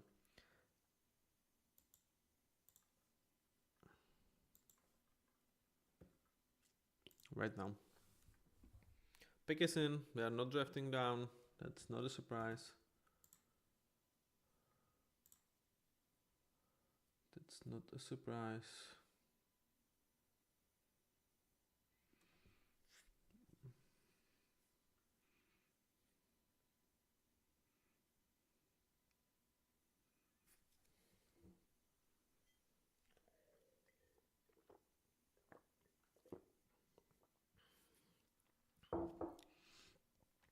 I mean, Arnold probably gives you more like certified option because of the competition he played against. So I would definitely not be surprised if they go more for that. Because I think they want to make a noise this year, right? Like with Anthony Richardson. It's kind of sad that you cannot really bring him another weapon. Because I would like that. That's why I would actually really do not mind Troy Fatanu here, because I want to make this team about Anthony Richardson, about running game. With Troy Fatanu, I'm getting another premium offensive lineman for this to really freaking work. So, I mean, I would really like Fatanu here for the Colts. Again, much more from like a fan perspective, because seeing that offensive line improve even with them, Anthony Richardson, Jonathan Taylor. Man, oh man, that would be fun to watch. It's probably still going to be fun to watch. But like I said, you have. I really, from a fan perspective, I want to see really one thing that you do exceptionally well. And Fatanu, I think, would be really the next step that you would get for that run game.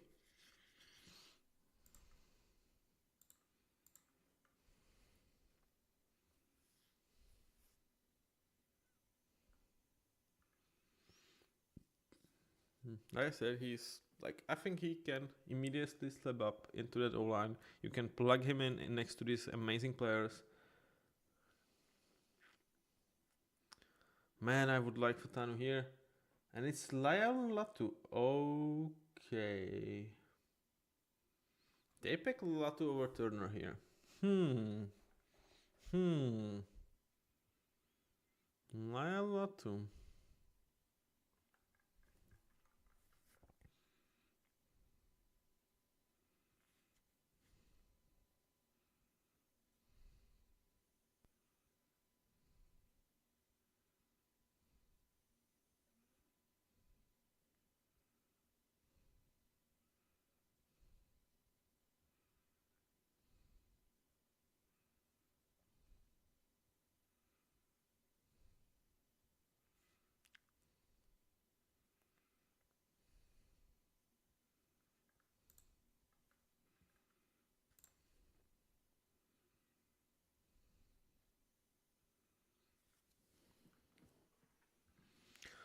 Sulatu, obviously, huge story. 2 years, medical could not be cleared to play football. Everybody was like, he is not going to play. He came back, he was a dominating player.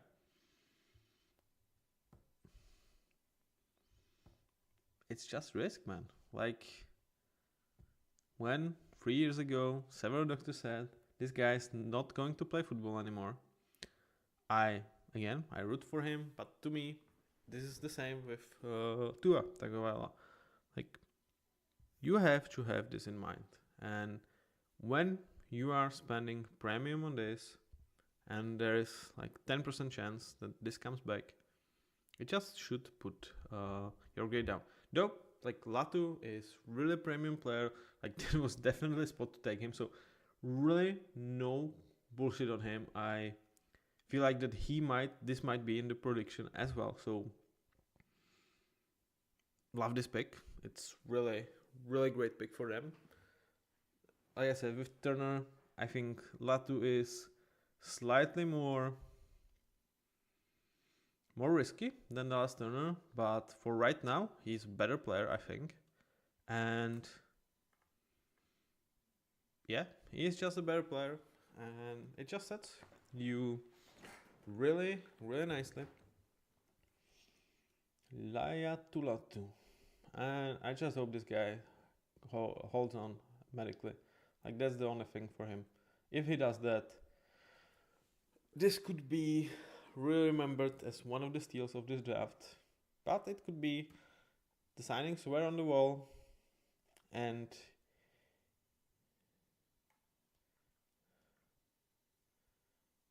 oh, hello, Zifi. It's going quite nice. Like, if I'm not Falcons fan, so it's going nice. But I guess that was a mistake. Okay, but hello.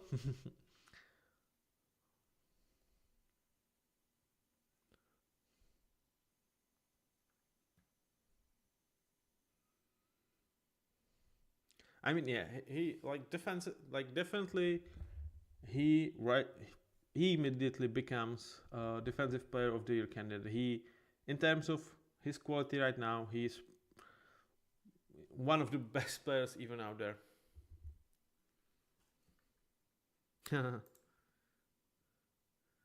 Joe, it's not Joe. Hello, I'm not Joe. It's not even joke. Yeah, it's crazy. It's Joe. Okay. Hello, Joe. I don't. I hate them for taking a tackle. I'm not sure if you watch this or hear this. My take on this is you are making decision to win right now. You have Aaron Rodgers with $7 million cap hit for the season. You've addressed this. Hello, buddy. Yeah. You've addressed this position with two really great players that have obviously health concerns. But you are not in position to make insurances. You are all in. I know right now, but like, it's not my problem that you cannot write. I really think for Jets it just does not match with what they want to do right now. He does not improve their situation for this year, which is the year they are going for it. I think Brock Bowers would be much bigger help for them. And I just hope it's not the case that Aaron Rodgers is like, yeah, I want Al-Nazar to play, and Brock Bowers would kind of take his spot. So they were like, okay, so we will make another decision. But I really don't feel like it's a good decision. But now it's time for my Seahawks. The pick is in, and I mean, Dallas Turner feels like a guy you will take. I would not definitely mind Troy Fatanu here. So, one, Troy Fatanu is bigger need, for sure. Two, Dallas Turner is just such a value right now. And with Mike McDonald, give him another piece. I would really like that.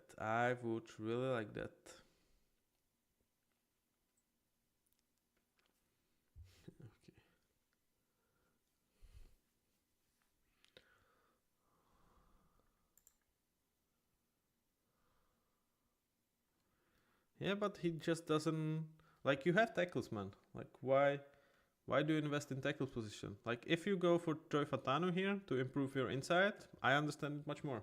But you have Morgan Moses, you have Tyron Smith. Like, yeah, they are both health risk, but you live with that because this is the year. You don't have a huge cap space, you have some bad contracts. You need to go for it right now. And Troy Fatanu just doesn't give you that much, in my opinion.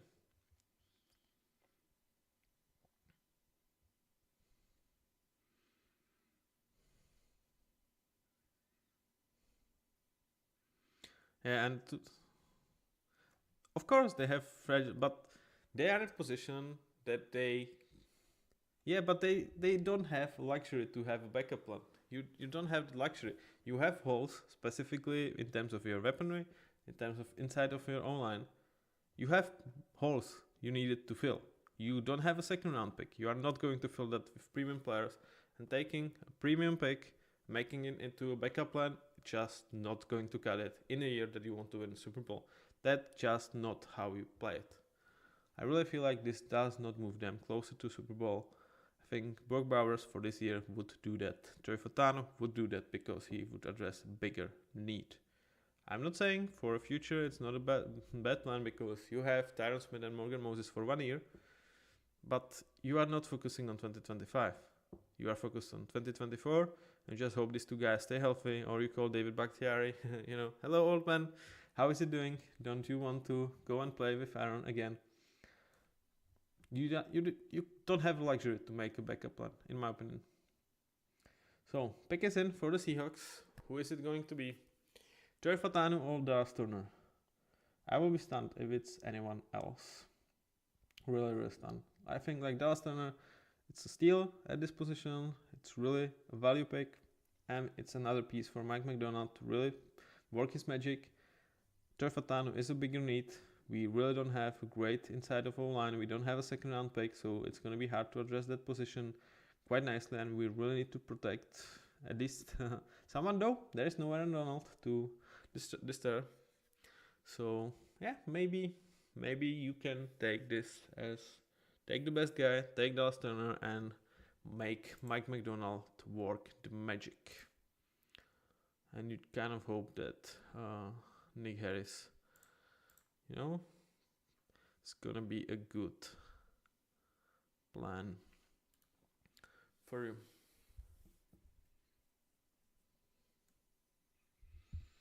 Who is it going to be? Who is it going to be?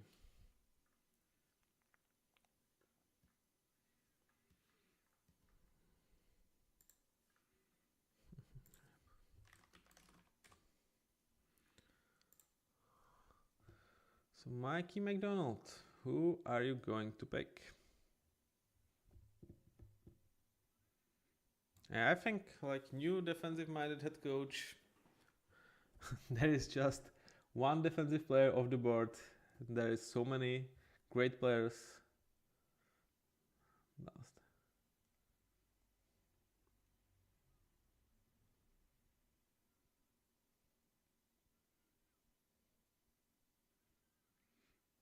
Yeah, for Fatano is actually I really feel like Fatano could be the play here.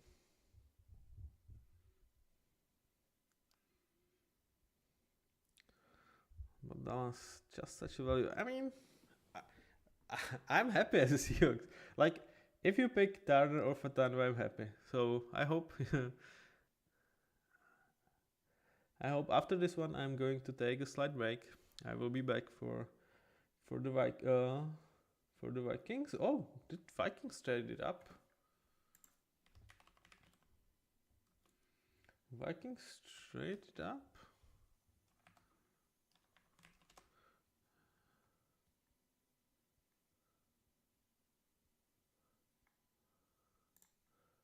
Okay, so Vikings have a 17 pick.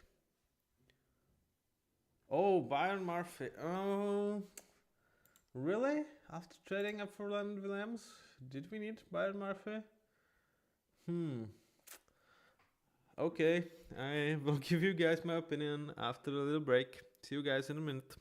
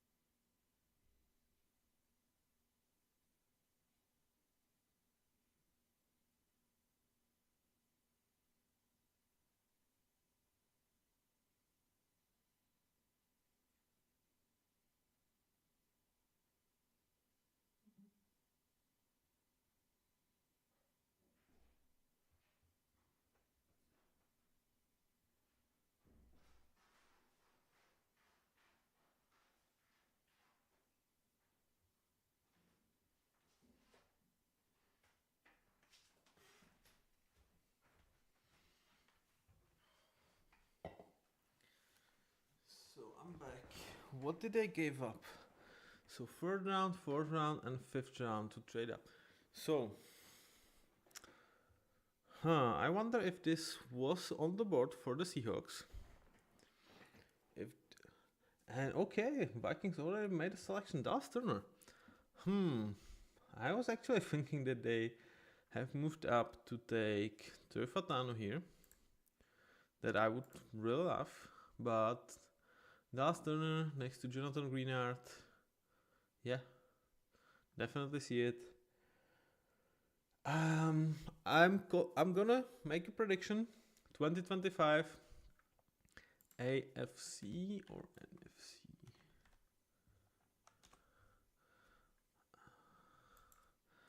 Sorry guys, I'm really bad with remembering. So NFC North, I'm calling it out. 2025, they are going to be the best division in football. I really like what the Vikings have done. I really like what the Bears are doing, and Lions and Packers are already stacked.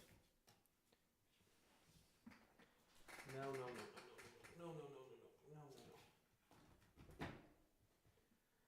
I mean, trying to screenshot my notebook is not something I will allow my kitten, even though I like him.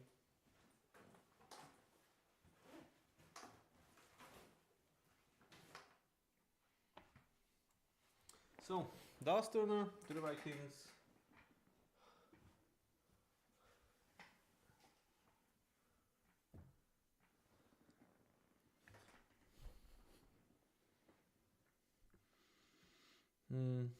Especially when there's a problem with Troy Hendrickson for the Bengals, so I really like what the Vikings are doing. Let's go back to Byron Murphy for the Seahawks. I'm not gonna question that. Improving the D-line with the primary pick. For none of these guys, it will feel like a reach because it's much more feeling like a value.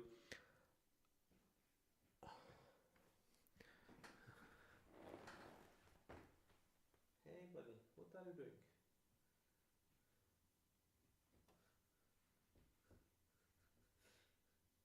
Okay.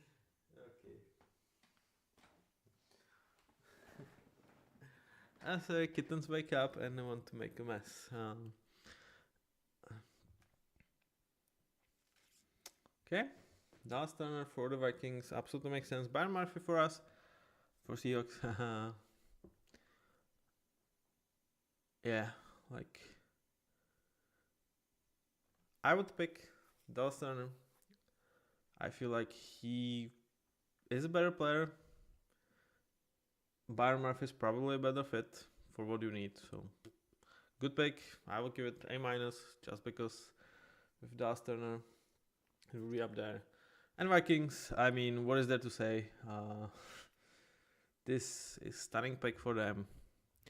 He is a top 10 player in my eyes in this draft, and getting him number 17 is just exceptional. He's really the guy that he should not be on board. He should be with the Falcons with the number 8 pick, not Michael Penix. And Vikings, really good job. Now, with the Bengals on the board, okay, let's refresh this one.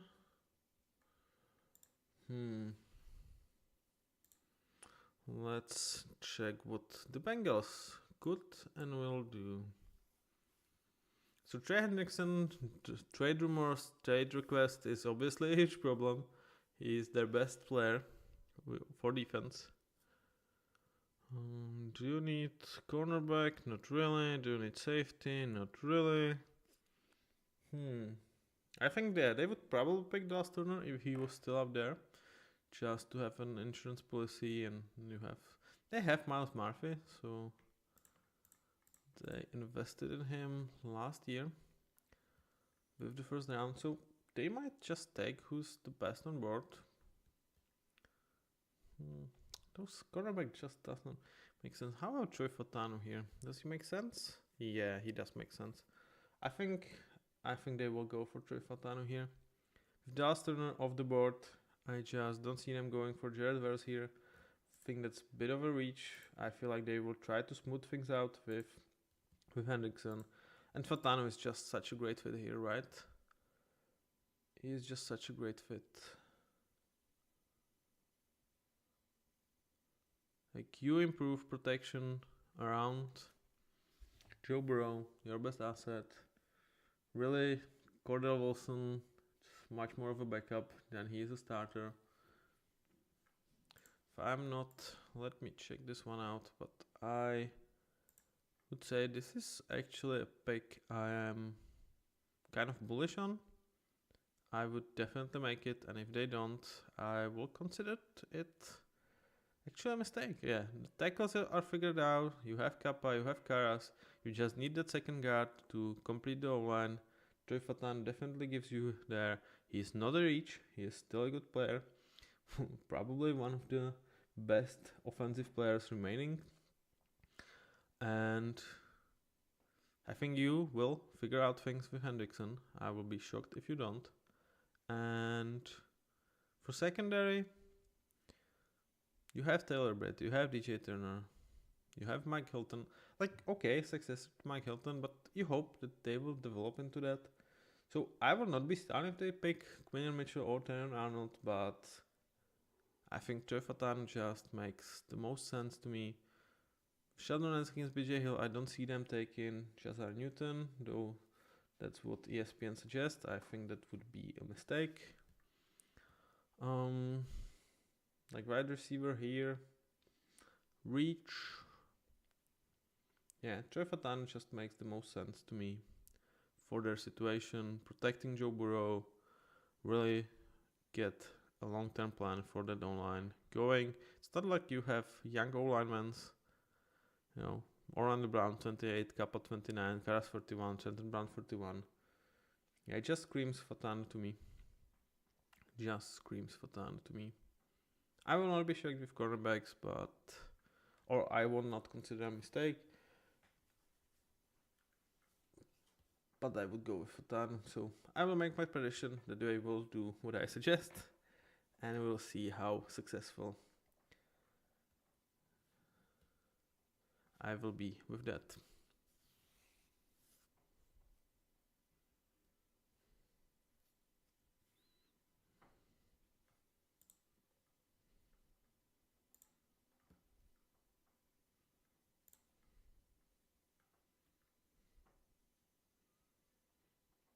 Yeah, the rest of it, the second with Gino still. Yeah, I don't.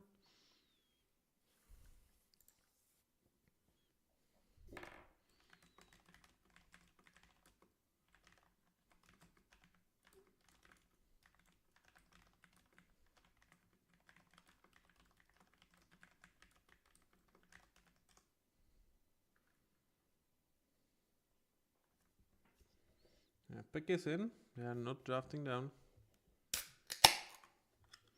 Start to drink. Cheers, guys.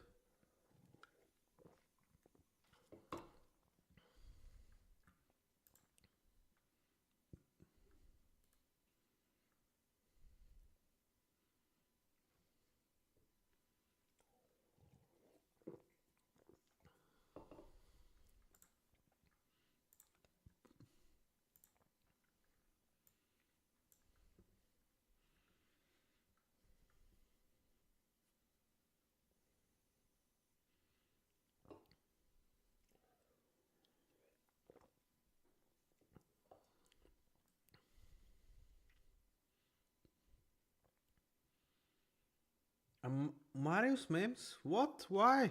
Why? Why? Why are you investing in a guy that's much more of a tackle?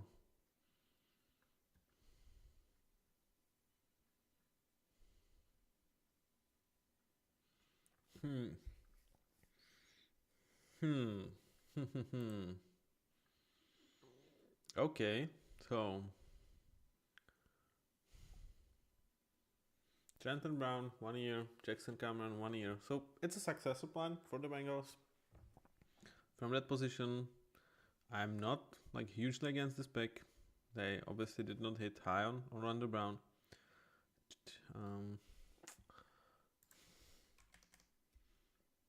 It's much more of a pick for next year rather than this, in my opinion, because they already bought Collins to be kind of their backup.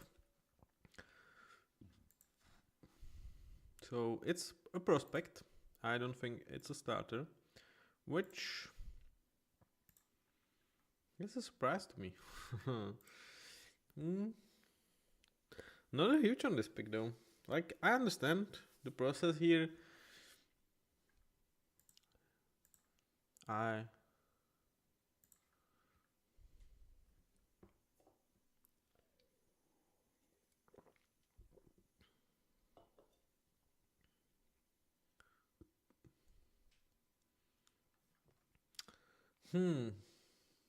not a huge fan of this one. Like, he had some injury concerns. I do understand for Trenton Brown or Orlando Brown. Like, can you get rid of Orlando Brown?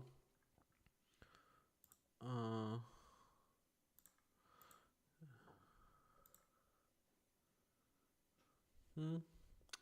Not necessarily cheap play.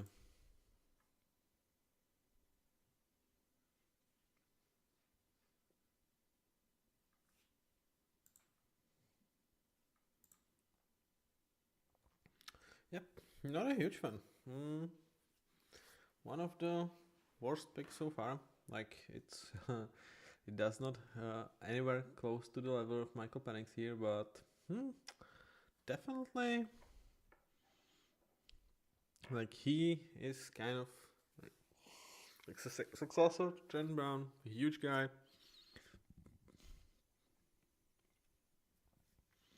They're obviously picking more for the future right now, though I'm not sure that's the case that you should be looking for.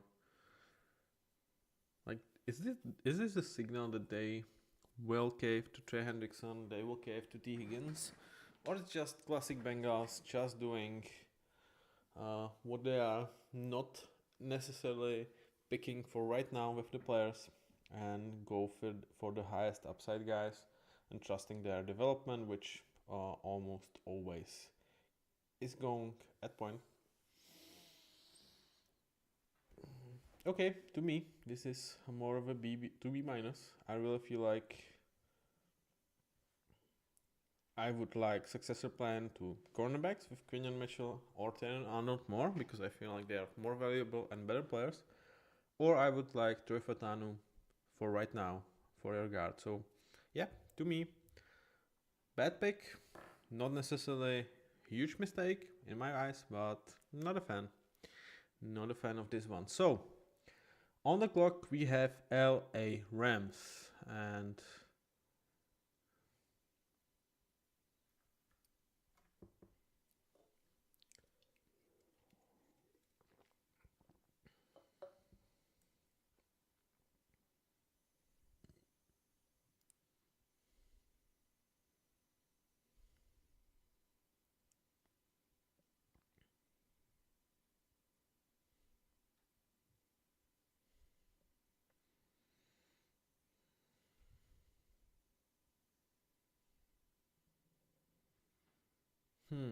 what they will do.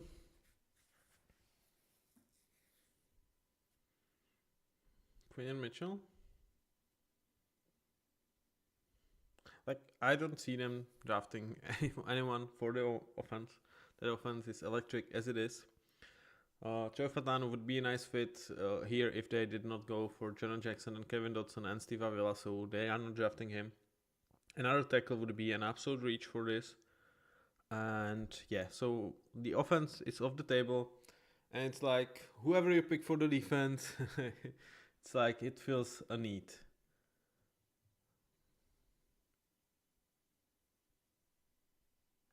I think it's Arnold, Mitchell, or Jedward, right? Chop would be just a reach. Yeah. Quinion Mitchell, Darren Arnold, or Jared Verse. I would say probably Arnold over Mitchell because he's just more proven and they are trying to win. Jared Verse,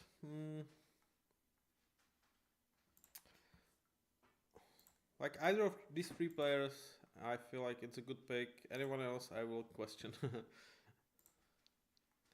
And let's just so with Tre'Davious White, with his injury concerns, I think Jared Verse probably would be my pick. Yeah. Yeah, it's Jared Verse. I made it. Alright, good on me. hit on this one.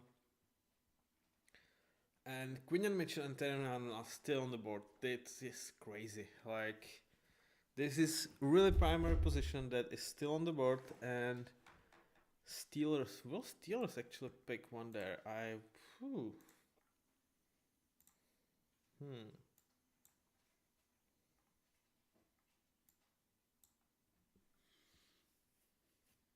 Yeah, I really feel like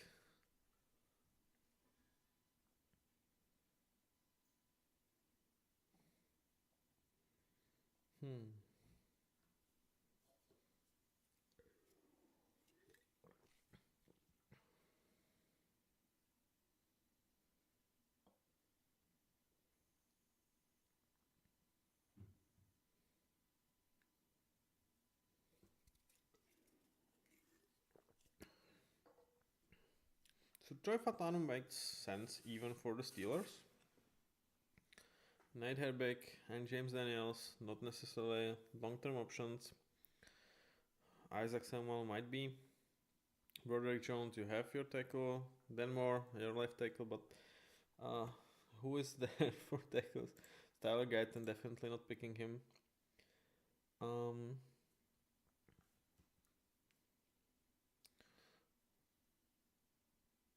I mean,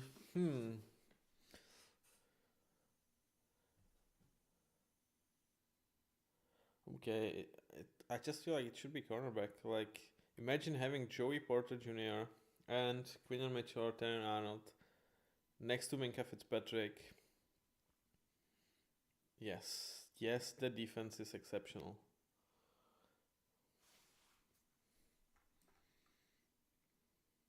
I mean, with premium tackles being off the board, I would go for the cornerback here. Could I go for Graham Barton though? Like,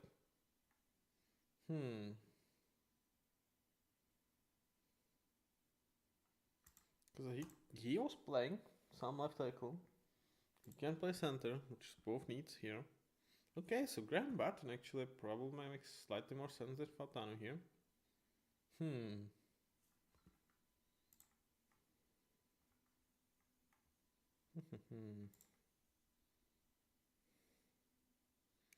Hey, do you want to take a look into camera? You have to look up.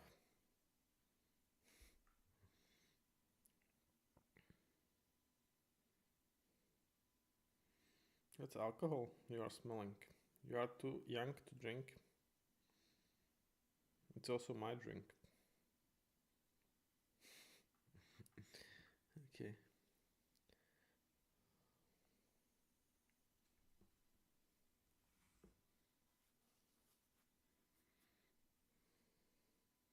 Steelers have made a pick. They are not trading down. I kind of feel like they cannot go wrong, man. It's really crazy. I just don't see how they could wrong. Like, even if they go for Jazar Newton, it's making that D-line identity again. Some of the guys are definitely getting older, so even Jazar Newton here, I think it's a good pick. So I'm predicting Graham Burton. I would probably pick Quinion Mitchell, but my prediction is Graham Barton. And from a fan perspective, yeah, I feel like Jazar Newton or Quinion Mitchell would be my place for a fan, just to see the defense being exceptional. But my prediction is Graham Barton here. Let's see if I'm right. Let's see if I'm right here.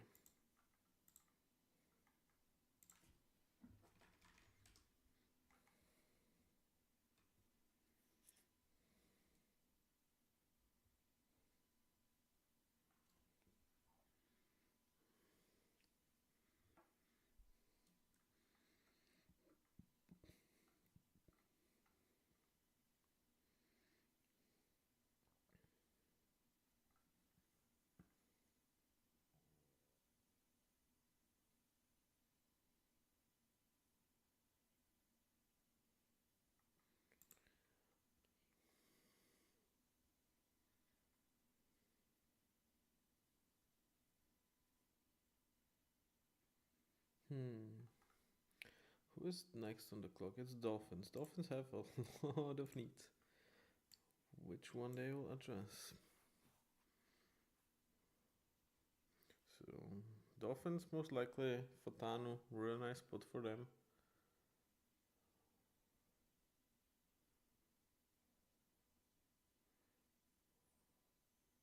Yeah. So I will predict Fatanu for the Dolphins and Barton for the Steelers, which means that the best cornerbacks would fall to 22nd. Wow. And then it's Eagles for 22nd pick. And they have Bradbury, they have Sly, but I feel like Quinn Mitchell and Terran Arnold are really good picks for them. Then for Texans,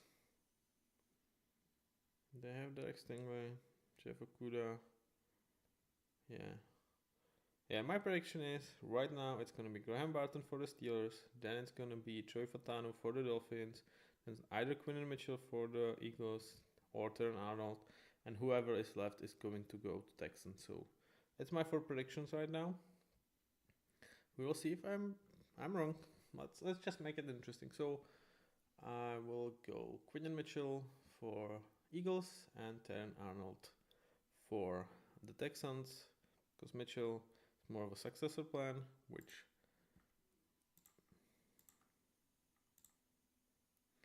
makes more sense in that respective orders. So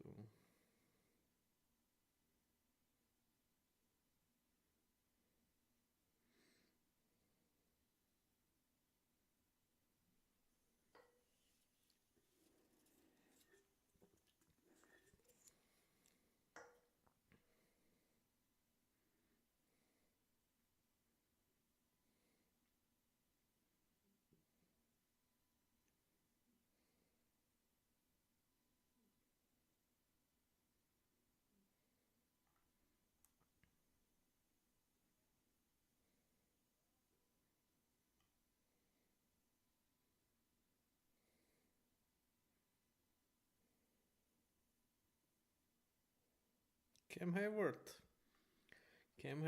is going to announce the pick next to Roger Goodell. Good for them.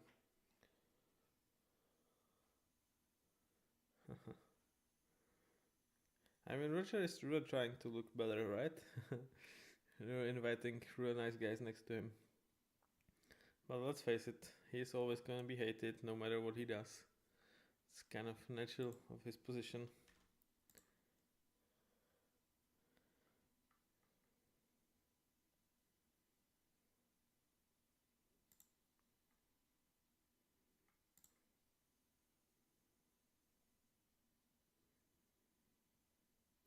Yeah, it's also Cam Hayward, also Walter Payton Man of the Year for 2023 for his service to society. One of the best awards. Again, one of the things that NFL really does well on this one. So, and definitely Cam Hayward is really a player that definitely deserves that.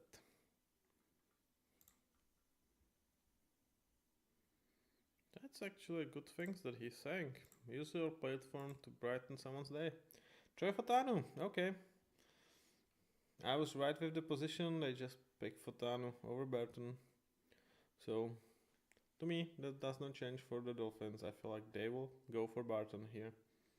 I do not hate on Fatanu. Like this pick. Though, given that it's Hayward out there, it would be kind of really interesting if he was like kind of drafting his successor.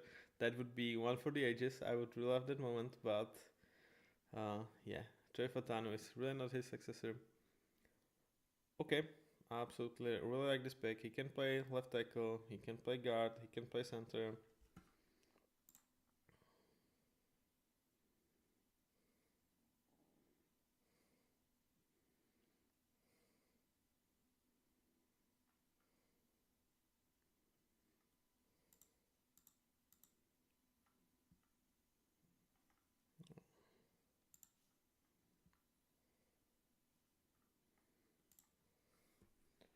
So, yep, a pick for me. I would have Graham Barton just really slightly over him, but nothing major. So like this pick really makes a lot of sense for them. Can really play several positions. I would not be surprised if he starts left tackle. I will also not be surprised if he goes center. Though he definitely both the positions are hard to to go to pro, because like center we really need to understand the concepts, calls and everything. Obviously left tackle you are going to face and protect the blind side of your QB. Unless you would go to the Dolphins. So Graham Burton for the Dolphins pick is in. They have not spent that much time on it. I don't think they will draft a cornerback given who they have. That's just...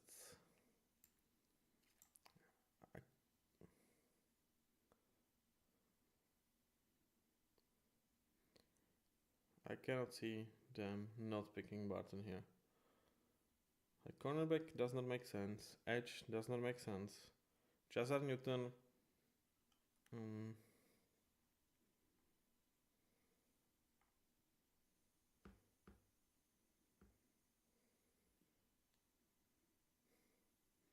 Does Jazar Newton necessarily make sense to the Dolphins?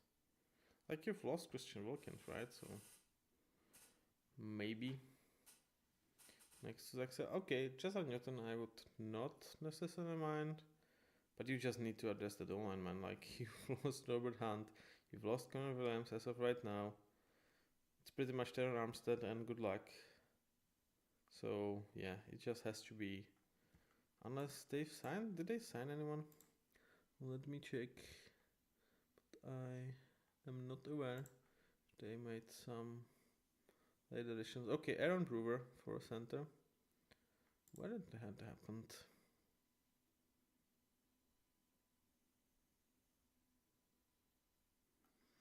Okay, does this change anything for me? No, Graham Barton can still play all across the O-line. Your O-line is horrendous. You need to address it. Aaron Brewer gives you a nice floor, but he is not top player. Yeah, to me, Graham Barton is by far the best pick they can make. Jazar Newton, I would understand, but I would say Graham Barton is much bigger need.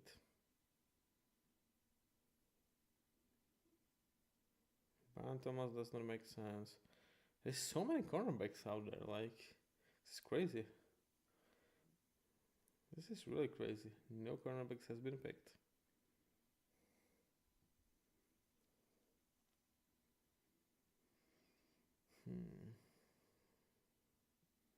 Could they like reach out for Guyton here?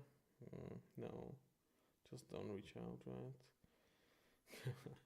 Could they reach out to Xavier Worthy here? Like it's Miami, they like their speed, but that would be crazy, right? Right, Miami? Would it be crazy? Yeah, I'm calling Barton, or I'm unhappy. They just need this man. Like what?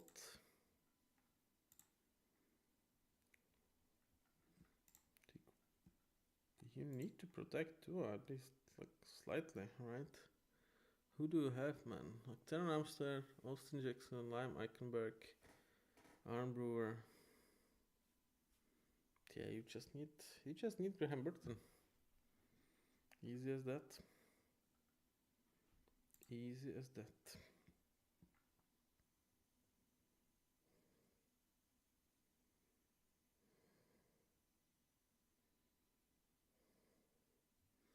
Sun almost rises where I'm at. If I look a bit tired, that's because it's really a long night for me, but definitely worth. NFL draft is just really exciting. This one is slightly less than I would hope so. I had some reactions, especially on Michael Penix.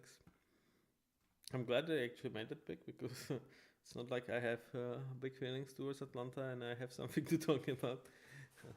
If I need to get angry, I just remember they picked Michael Penix.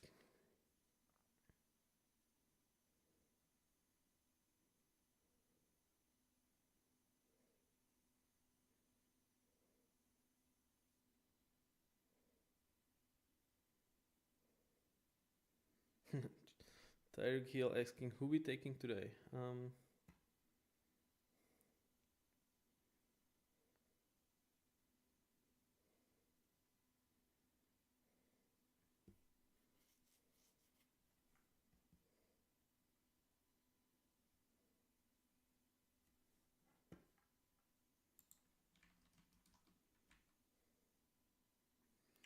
Chop.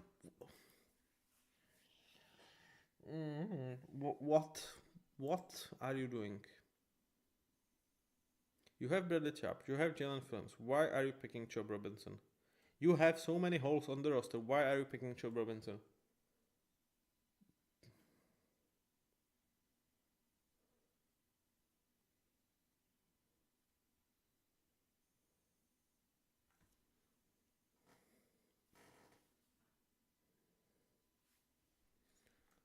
What are you doing? Does make a lot of sense for Miami, and I'm gonna give this a B. I think it's a solid pick for Miami. Maybe even a B minus. Dave Whitman, the look at how happy he is. I mean, absolutely. There's a tribute. Shout. Okay, Eddie in my lap. I just mean in general. The selection's not. What does that mean for here and whether he's getting paid? Was my number 7. I think there's 6th overall pick or whatever he was, 4th overall pick. It's not that I expect maybe Trey McBride. A lot of Niners fans think years ago. Now the of remembering Aiden Daniels could be a good starter. Starters, especially a guy like Graham Barton there.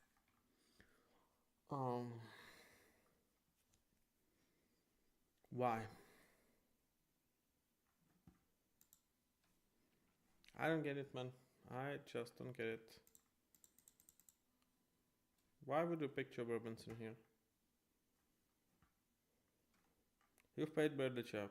You have Jalen Phillips.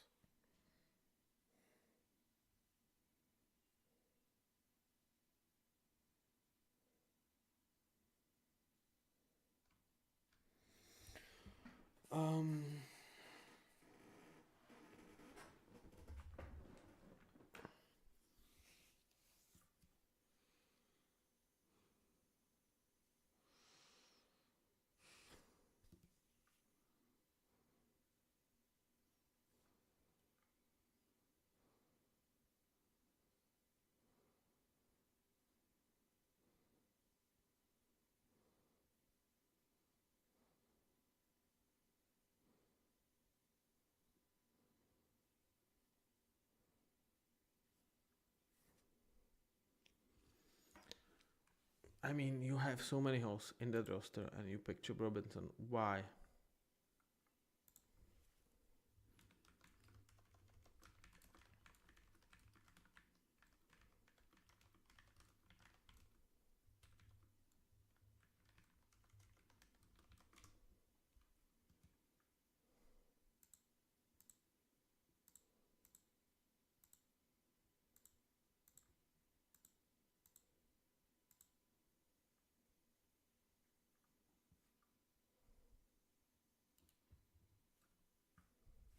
I mean, it's not like you have not invested in Bradley Chubb, right? You paid him. I think you sent first round pick for him. Like, this is head scratching to me. This is head scratching. I mean, Bradley Chubb has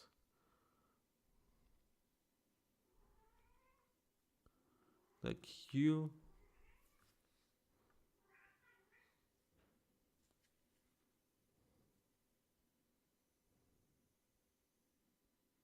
No, man. I just don't get it. For the Eagles, okay. Now when Graham Barton is actually still on the board, do you just take a successor to Jason Kelsey, right? Or do you trust for Cam Jurgens?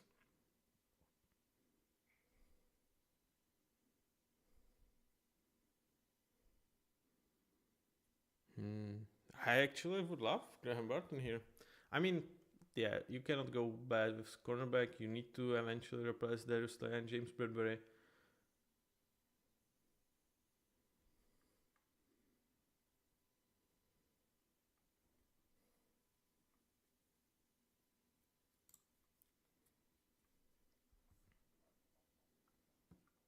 Yeah, I think it's most likely cornerbacks.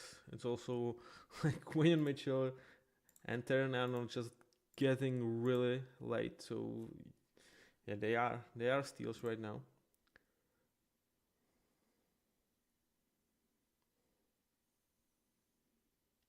Yeah, I mean Cooper DeJean, Terran Arnold, Quinn Mitchell. I do not care. One of this is most likely Eagle, and if it's Graham Barton, I would love that as well. So you cannot go wrong.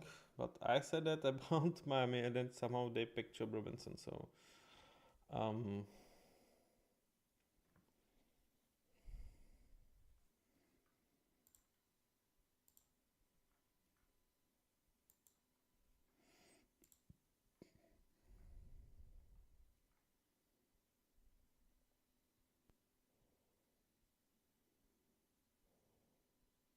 I mean, it's just such a great pick for them to take a cornerback here. So,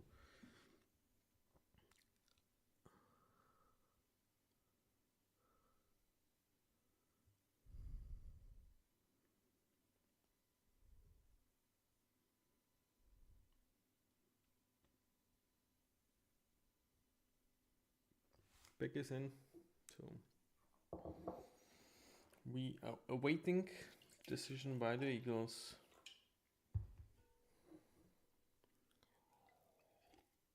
I think they're loving the way the support played up because they are stealing really pick for the position they need.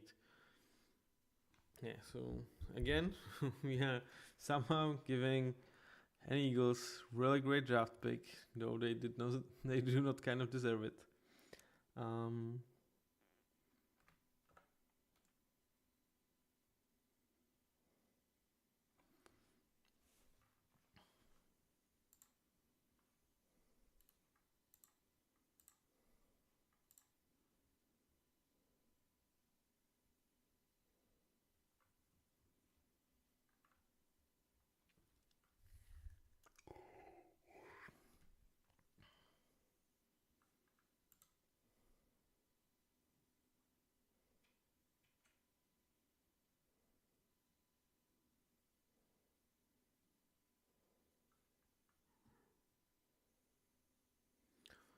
Okay.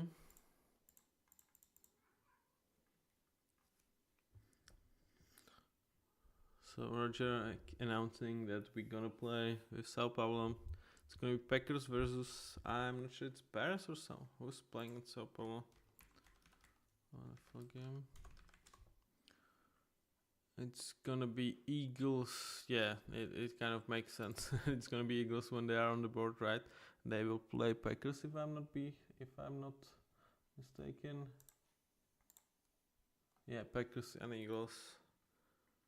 So yeah, what a surprise that and it's gonna be Jordan Mailata who's going to. No. He just an ambassador for this one.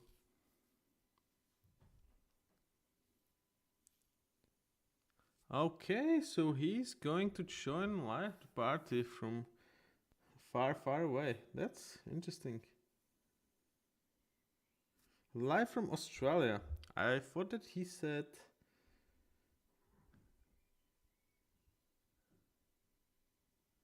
It's like Quinn Mitchell. Yeah. Absolutely an A. Absolutely an A.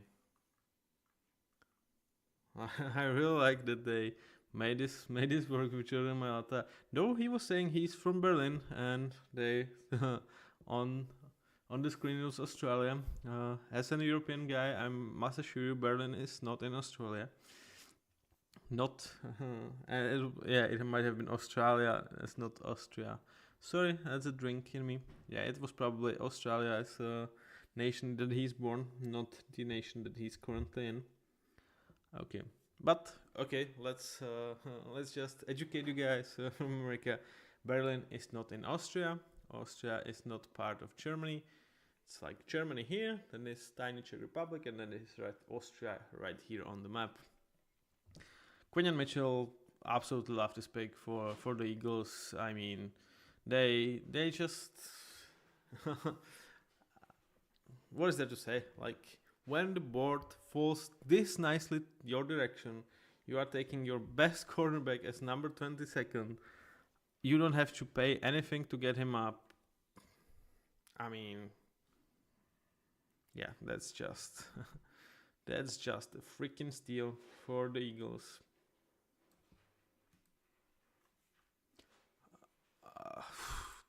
They got away with it again.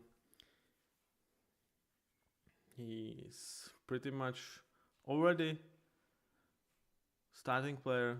He most likely will start week 1. He was ranked number 1 as a cornerback both last 2 seasons with college football. Getting this guy with 22nd pick is, it's just insane, man. It's just insane. And somehow, I know, after Jalen Carter last year, this is another freaking steal for the Eagles. You have to love it. Alright, Jags on the board. And I kind of hate that Eagles have done it again. But okay, that's just what it is. So Jaguars, what are you going to do? Oh, this is Go bad. Eagles.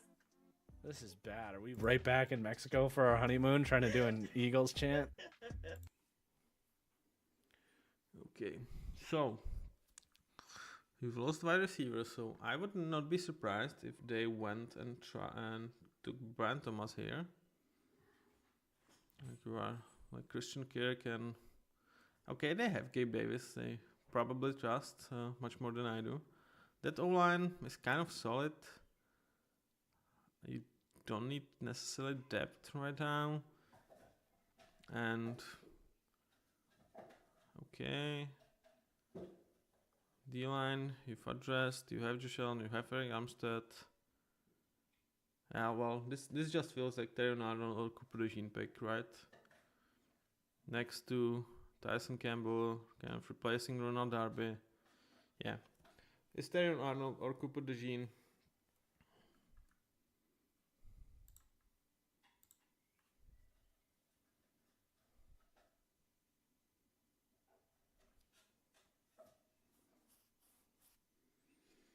Again, you are getting a steal. You just don't need to outthink yourself. This is a position of need. There is a premium player for you. You just take him. You just freaking take him. I mean, it's like you have several good enough defensive tackles in Hamilton, Harris, Ledbetter. I mean, okay, Jonathan Newton is not absolutely wrong pick, but just pick cornerback, man. It's just so clear that you have to do this, man.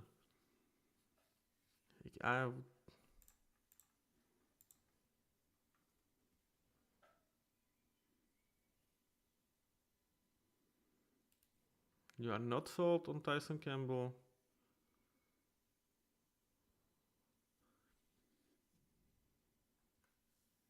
No. Man, it's just so clear. It's cornerback.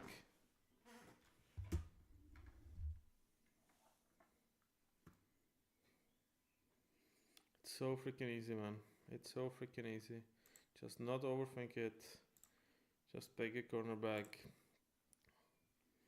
Pick whether you like Arnold or DeJean more for your scheme. I'm not gonna predict who you like more, but just do it. All the way. So, definitely, whatever the money was, I'm sure it wasn't ludicrous. I'm gonna guess. No, why are you picking Brian Thomas? I mean, yeah, I originally said that they might do this, but no. Why? Why? Why? Like, you've paid Gabe Davis, right? You have Christian Kirk. You have Devin Duvernay. You have Evan Ingram. Like, you don't need another freaking weapon. I'm so freaking disappointed, man. You have Zay Jones. For freaking sick.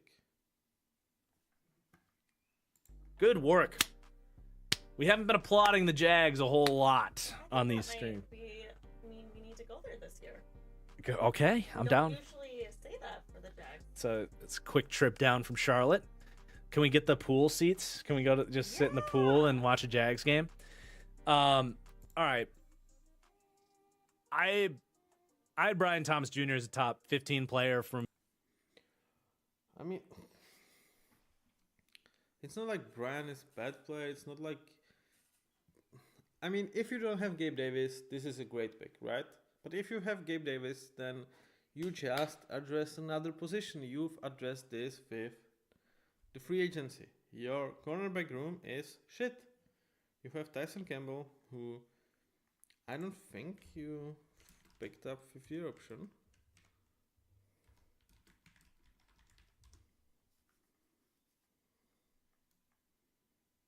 Yeah, no, they have not. Okay. So you have not picked up his 50 option. Okay. Ronald Darby is just kind of washed. He can play some.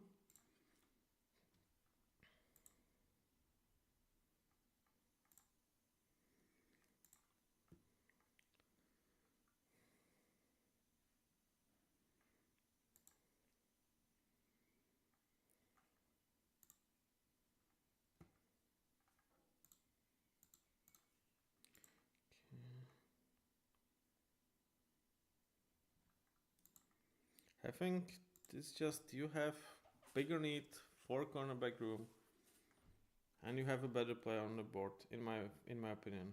So he's gonna be a good pick for them.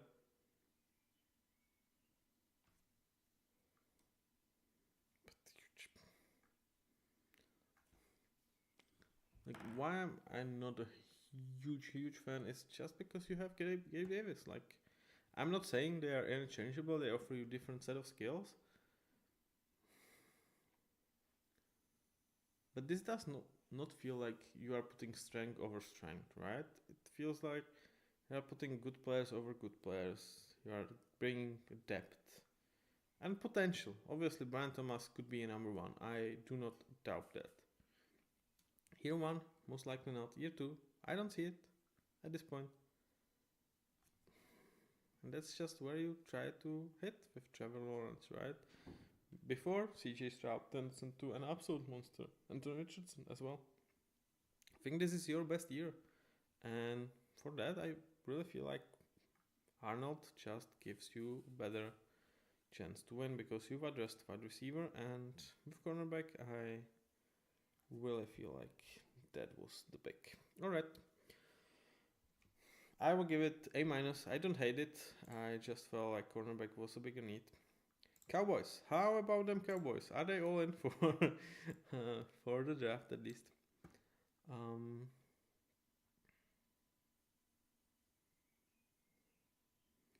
It just feels like Graham Barton falling into their lap, just blessing. Starting center, potential left tackle. He could, you can move Tyler Smith, he can play guard. And then you sign another center. Yeah, it's Graham Barton, right, isn't it? The cornerbacks, you have Diggs, you have Blunt, you are not addressing the room.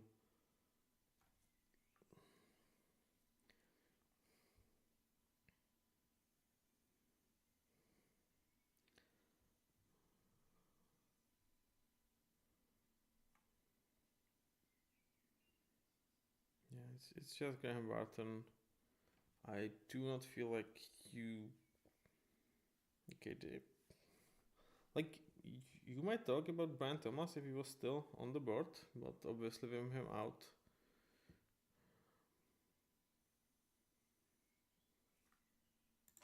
I love Zay Flowers, but they need more. They do. Odell's not there anymore. Bateman has not taken that step up.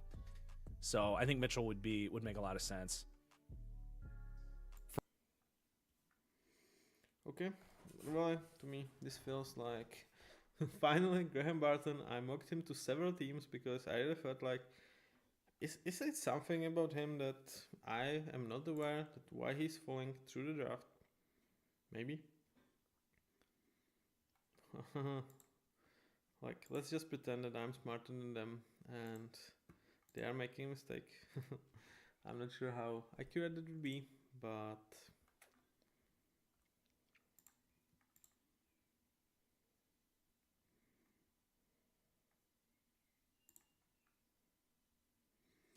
some Dallas Cowboys, obviously. Dak Prescott, you need to figure this out.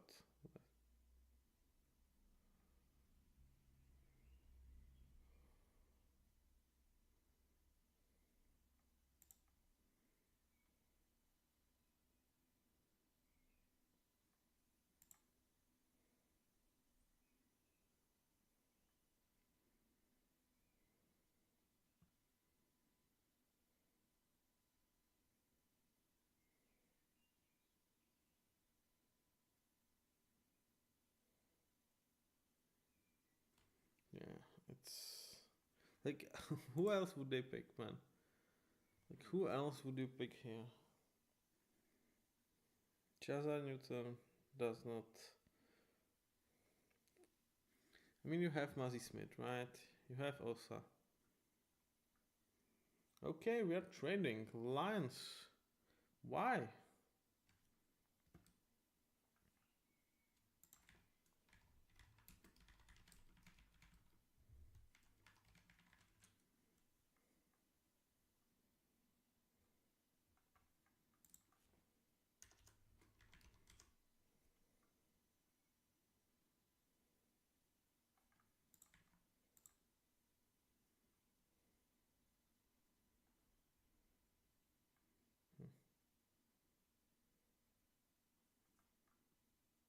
I mean, this is absolutely clear.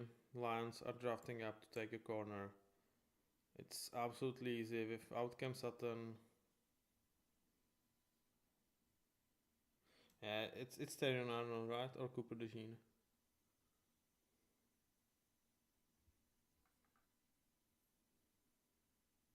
Yeah, this is easy.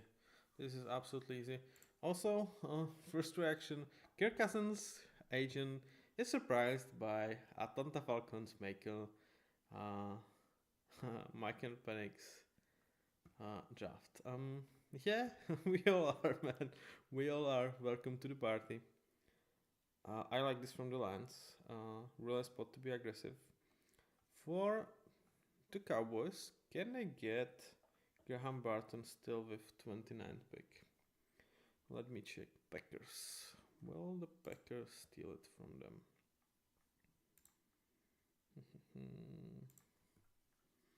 they let go Joe Runyon. I definitely feel like Packers could take him. Then you have Bucks without Ryan Johnson again. So I don't think they can get Graham Barton there. So it seems like they are not as high on that idea as I am. Okay. I want to know the compensation. What is the compensation?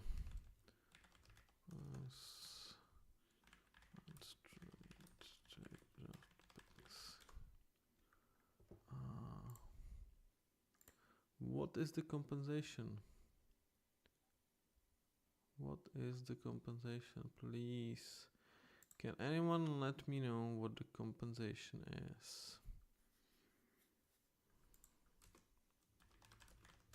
I cannot find it out.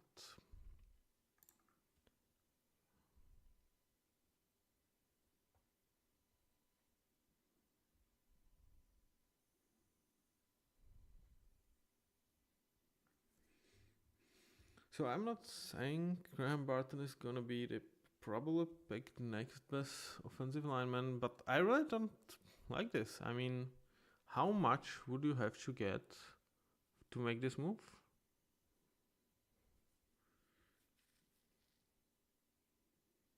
This is Terrion Arnold, right? It has to be Terrion Arnold, right?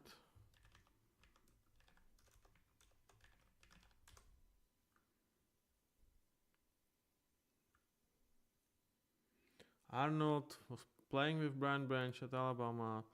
It's just such a clear pick, right? You are drafting up for him, yes? You are drafting up for him, are you not?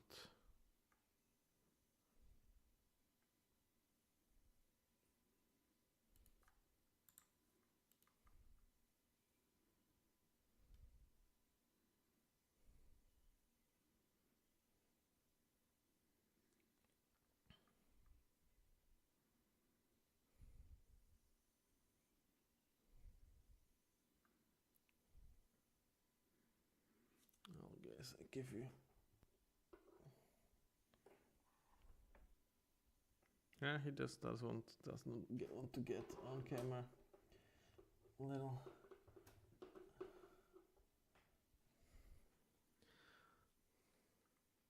Okay, I did not ask you permission. I'm sorry, young man. I'm sorry.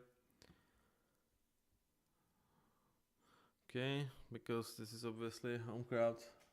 There's gonna be more talks and more good things. Several local kids being on the stage. Good for them, good for Detroit.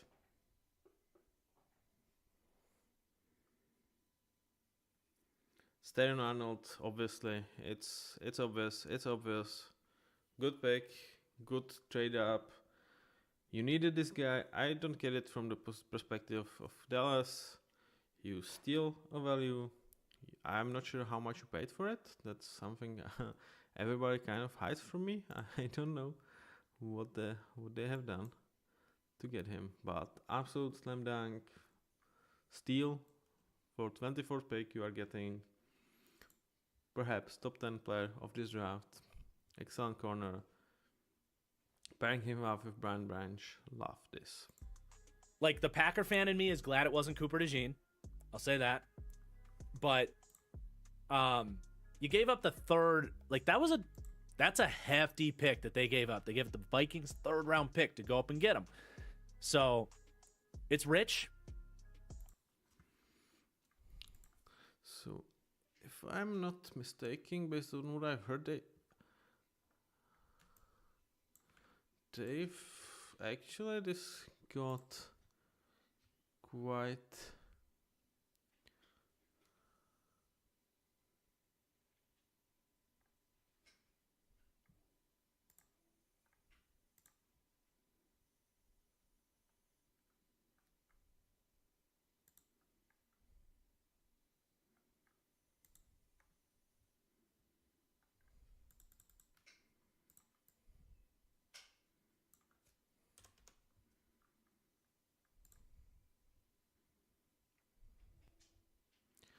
so they've invested quite heavily. 73rd pick for this one. That's a big one. Let's just check my mock drafts. If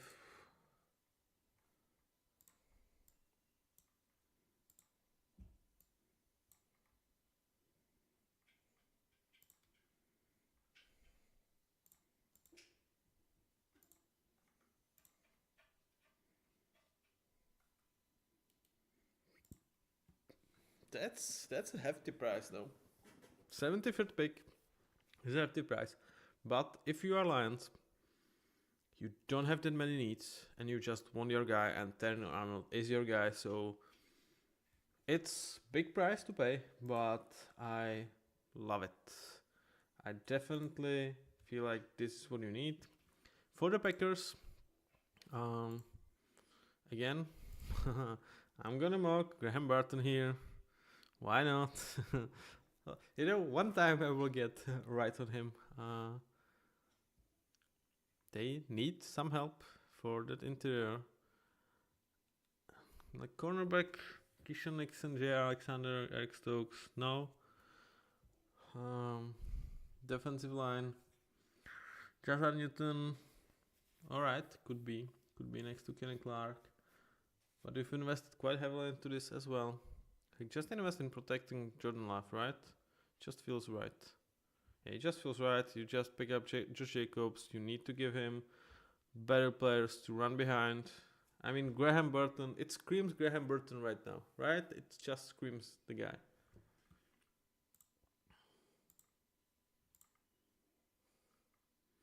Also, like for Terrion Arnold to have been selected right there with Detroit, with that passionate franchise, with the franchise on rise, absolute great spot for him.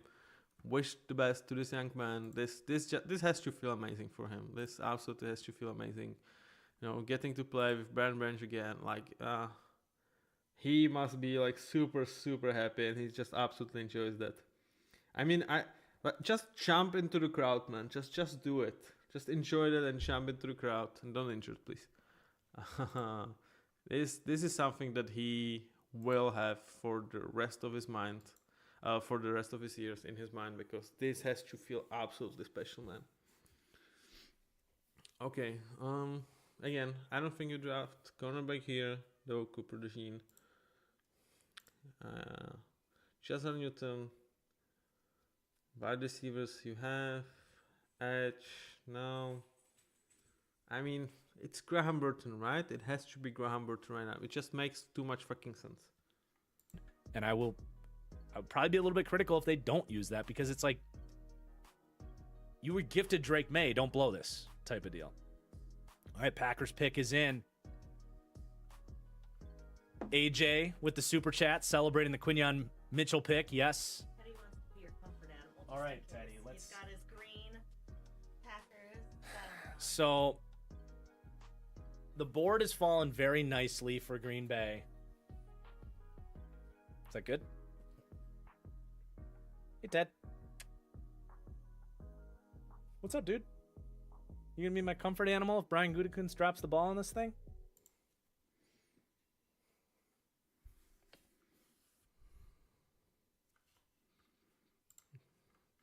Let me just score 50 on the Giants. It's good when you say we are going to come back from being 2-0 down to just come down with a 50 burger on the Knicks. Good on you, Joel Embiid. Good on you. I mean, it's Graham Burton, right? It is Graham Burton. Let's just not pretend it's not going to be Graham Burton, right?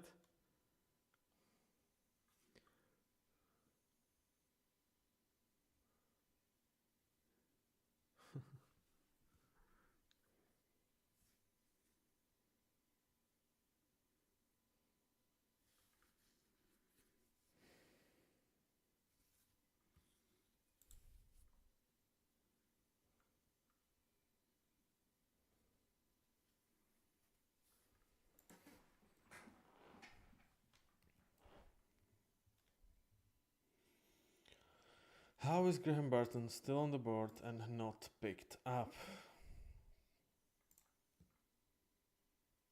Jordan, what?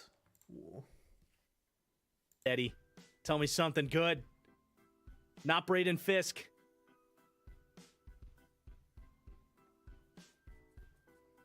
The suspense is killing me, Roger. Jordan Morgan. All right. That's a solid B pick. Okay, Jordan Morgan.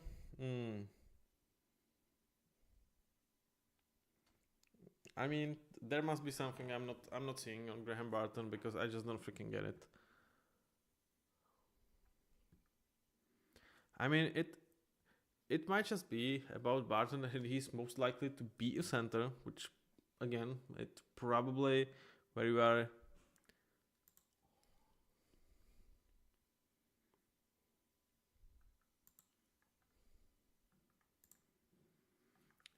This is like, it kind of feels almost wrong to pick a center at this point, but first of all, he can play in other positions, right?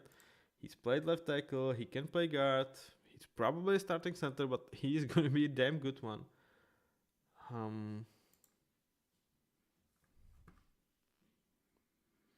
mean, Jordan Morgan, man.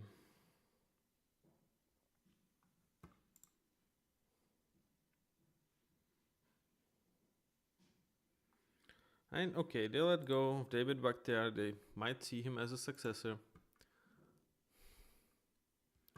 You have Shektom, you have Rashid Walker. I think like that interior is more of a need. You lost John Janian. I mean, Josh Myers, not necessarily Seldon as a future starting center for you. I don't think that Packers fans are going to be loving this pick. It's not a huge mistake, but I will call it like a B minus, B to B minus type of grade for this guy. And we have Buccaneers, and they have already picked. So, all right, do I give up on Graham Barton? Let's just feel like, why would they not pick Graham Barton? Okay, I'm gonna play that game from now on. Why not Graham Barton? So,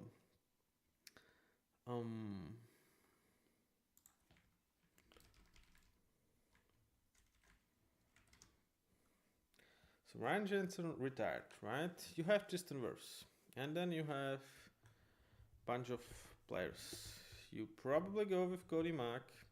I guess you trust in Luke Goedeke. You have Ben Bederson for better or worse. I mean,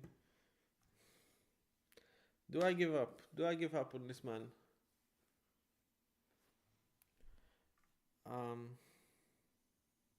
Do I give up? Do I give up?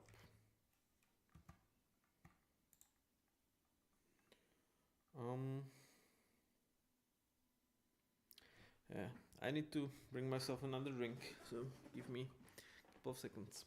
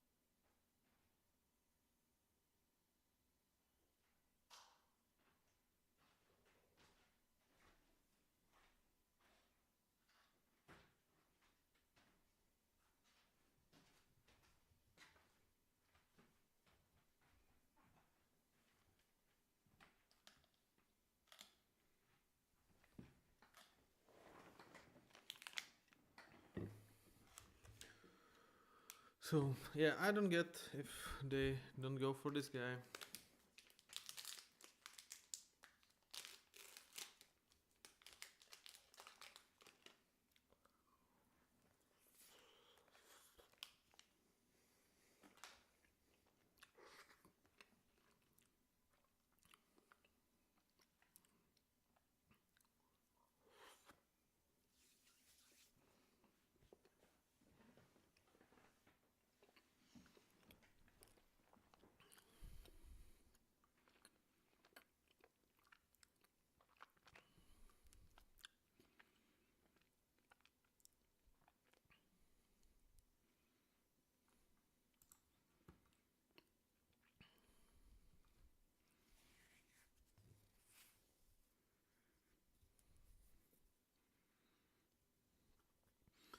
I mean, cornerback could be a play as well, right?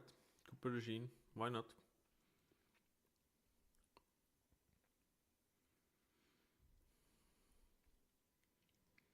Darius Robinson feels like a reach at this point. Okay. Cooper DeJean or Graham Barton. If it's not, like, if they don't sacrifice Graham Barton for Cooper DeJean, I might give up on Graham Barton. Hype train.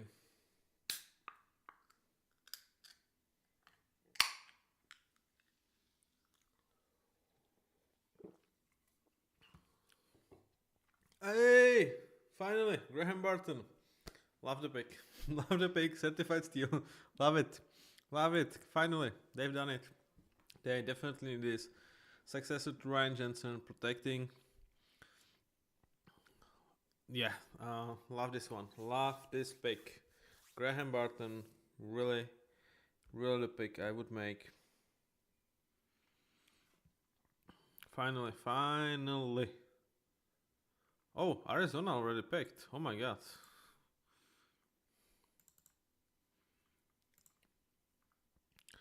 Absolutely love this pick for Tampa. So when you consider this division, like, I think it swings from today because actually Tampa got a player and Atlanta did not for this year.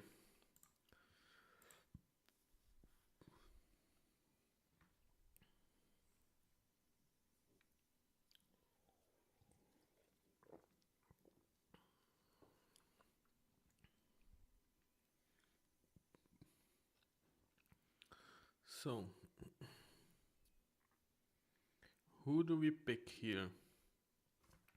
I mean, it's easy, right? It's gonna be Cooper DeJean, Nate Wiggins, or Kool-Aid. I'm going Cooper DeJean. You have a need at corner. It's easy. It's absolutely easy. Let's not overthink this. Let's just pick a corner. Pick Marvin. Now give him competition for practice. Let's just pick a corner here, right? If Rod shot Murphy Bunting though. I mean, still, you have Garrett Williams, alright. Yeah, despite Murphy Bunting, like, that secondary is... Yeah, you have safeties, but it's depleted.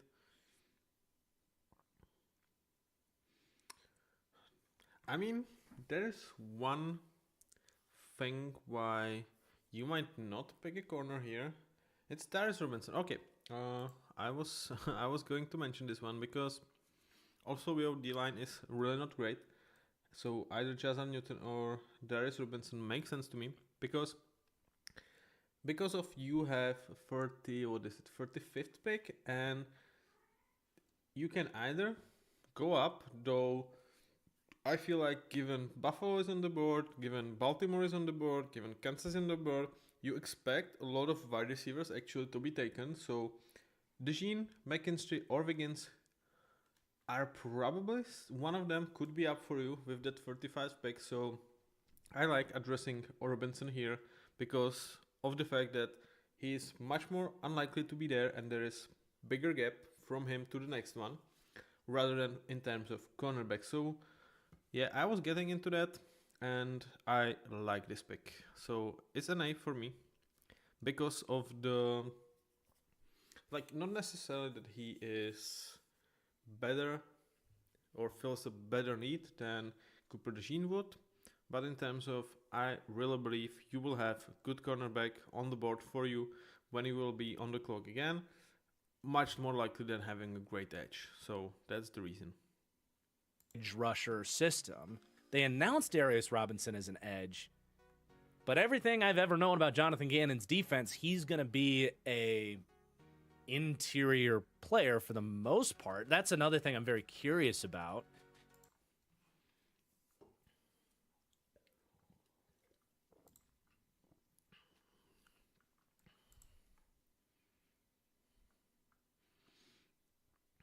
So I would still probably pick like Jazan Newton over him.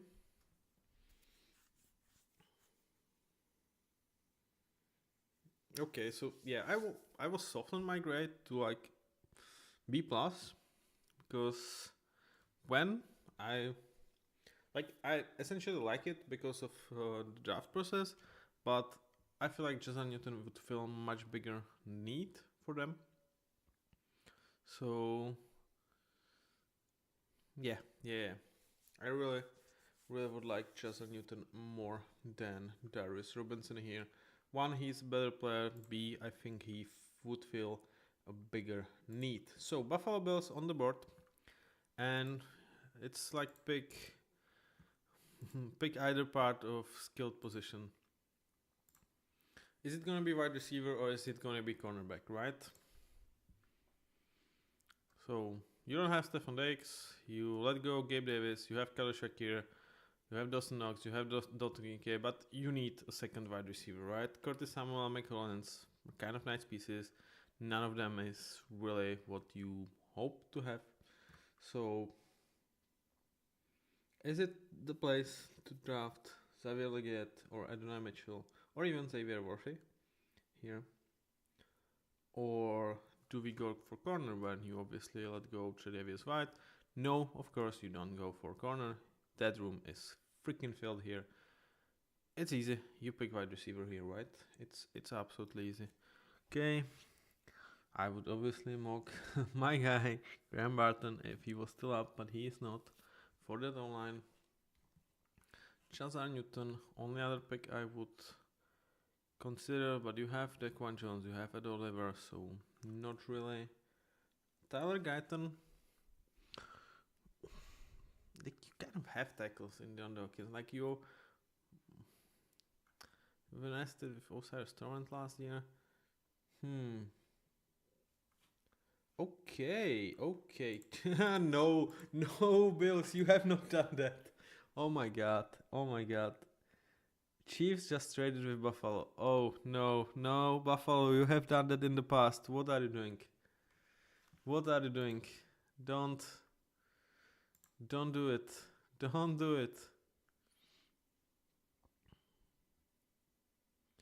Don't do it, man. Okay, so once again, the Bills are trading with the Chiefs.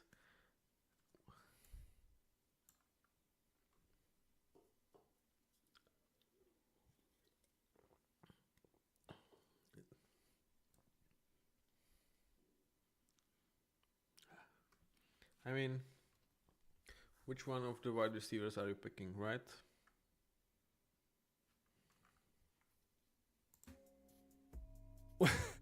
If the Bills just gave a superstar wide receiver to the Chiefs, what are we doing in Buffalo? I mean, it really is like I don't know what type of package Buffalo would have to receive from Chiefs. Just from a legacy perspective, you traded with them for Mahomes, right? Like they have Mahomes because of you. If you just now gave him the best pairing for Mahomes for the future, and you did not get, I don't know, like a second for this, like I'm not sure if just out of spite and out of everything that just like, I mean, second might be a case, but this one is I just would not do it just for the memes and for just the bad taste of my mouth. If they hit with this pick, you would freaking hate it, man. And you will hate it for a long time because Josh Allen and Pat Mahomes is gonna be a rivalry for a long time. So, I don't like. I need to see the compensation.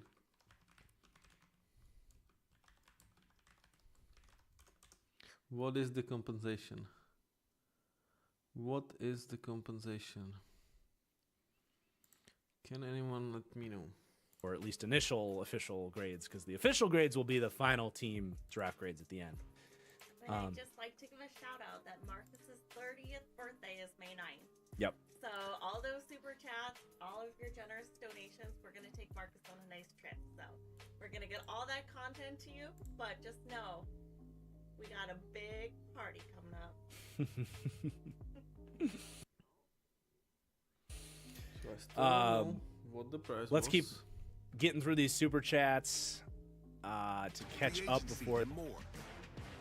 Access NFL Plus. For the people in my hometown that believe You like prime? class. The future is here. NFL Draft, free agency, and more. Access. Time to Okay. Yeah, this one is gonna feel absolutely ridiculously bad if it ends up that they will like hit on this one. It's just gonna freaking sucks. I mean, you are going to hate yourself, man. Why are you doing this to yourself, man? Why are you doing this to yourself?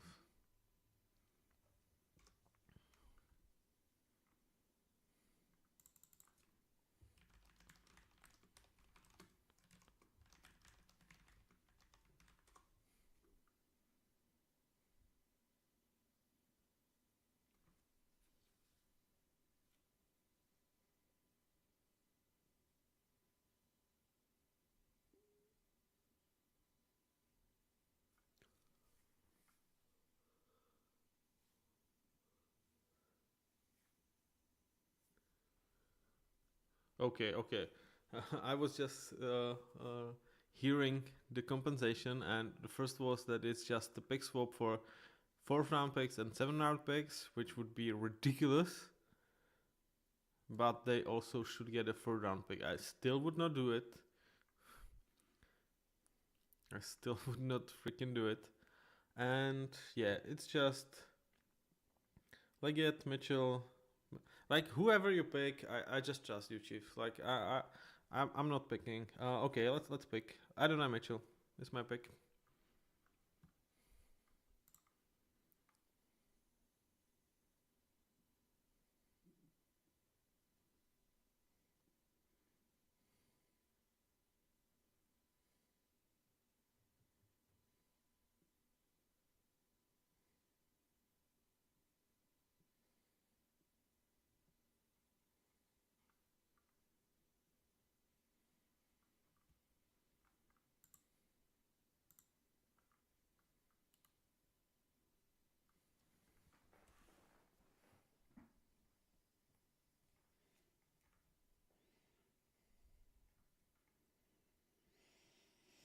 So, who will they pick? I'm gonna put Adonai Mitchell down there, and we will see.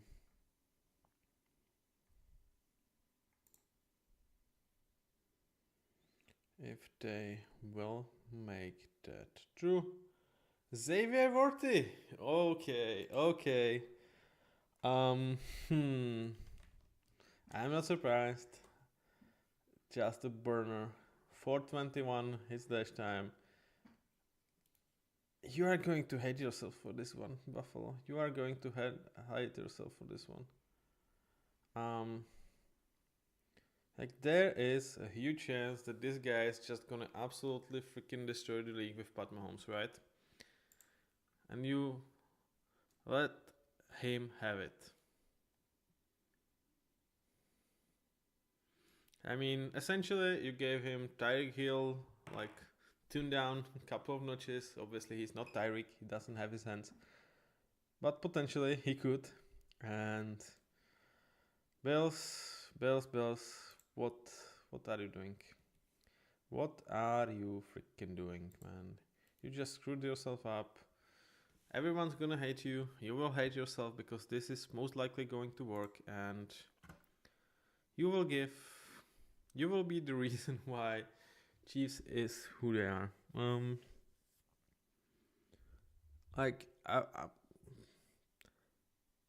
Is he reach? Like for a lot of mock drafts, I've seen him go like middle of the 2nd round, so he feels like a reach. And you actually traded up for him, so he feels like a reach, right? But I'm just not going to question this. Like now with Marquise Brown and Worthy, you have crazy speed, and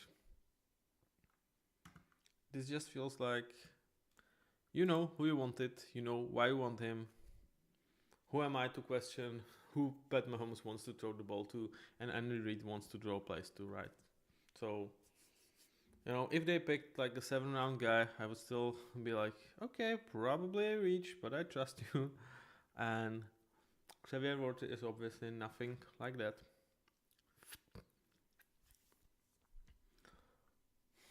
Bills, yeah. Okay, so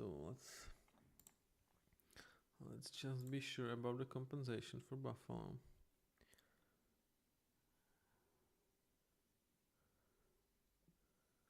So okay. So they moved up 30 spots and 30 spots and gave up this 5. So from 133 to 95, so almost 40 spots. So essentially fourth for third. And it just does not feel like a type of compensation I would potentially open myself to be the team that not only gave them Mahomes, but gave them the wide receiver of choice for Mahomes 4 years to throw to.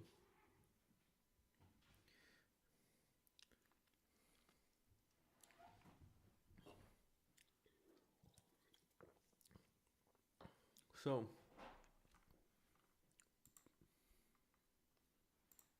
Cowboys. Tyler Guyton makes sense. Makes definitely sense. I would say what you gave up is Graham.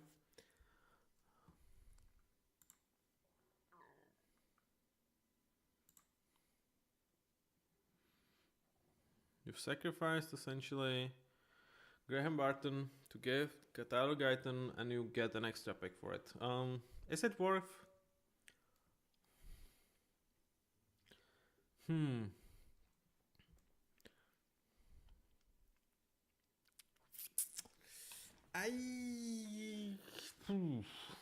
Depends who you get with that third round, obviously.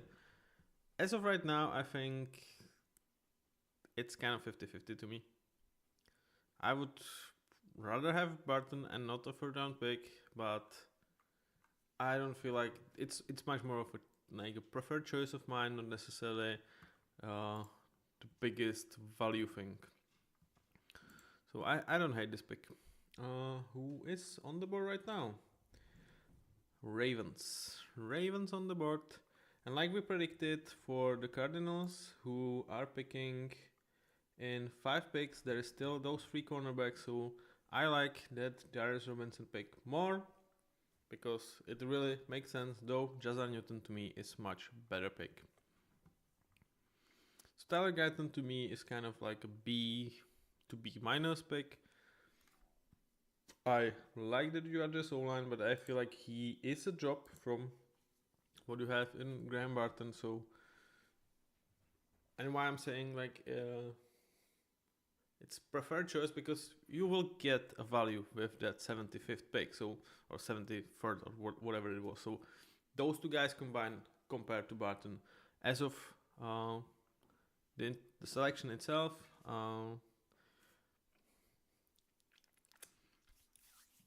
I understand why you make it. Is there necessarily a better player for you at this point? No, so that's why I'm not going to go like really crazy on this one, I think.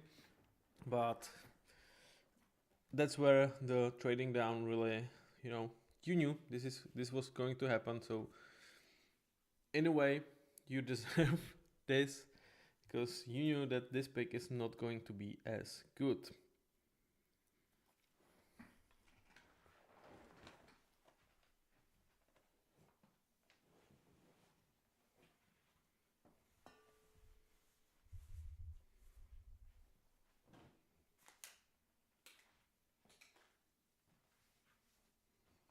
So, Ravens, it really feels like a wide receiver should be a pick.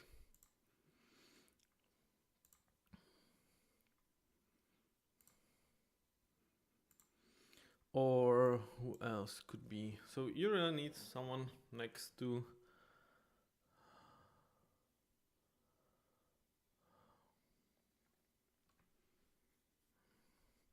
Zay Flowers, obviously. I mean, you have Rashad Bateman, I guess.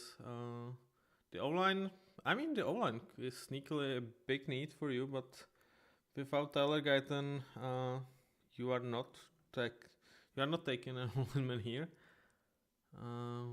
D-line, definitely no. Edge, probably not.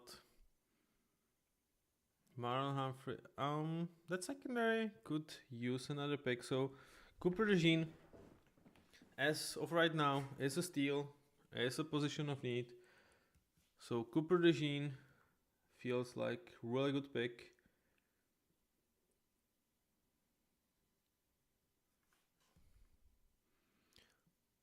Though, like, it's not necessarily that he is the edge corner that you might need. So maybe it's Nate Wiggins more or McKinstry. Yeah, I feel like this is spot to draft the cornerback. Wide receiver, like I said with the video, it's not necessarily a problem that you kind of have one good one decent one, because you have 3 really good tight ends, because you are running the ball much more with Derrick Henry.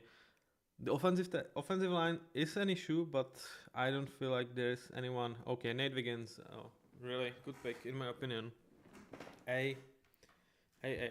You are putting excellent strength and just giving them much more of a depth. I mean, that O-line is a problem, but there was not a great pick for you to make at this point. So, love picking Nate Wiggins here. He is a value. I give this one an A. Absolutely no problem with this one.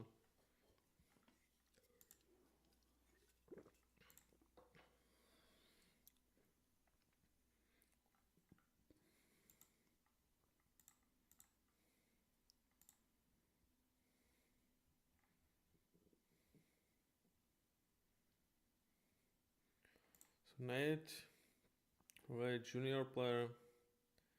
He's big, strong, quick. Yeah, like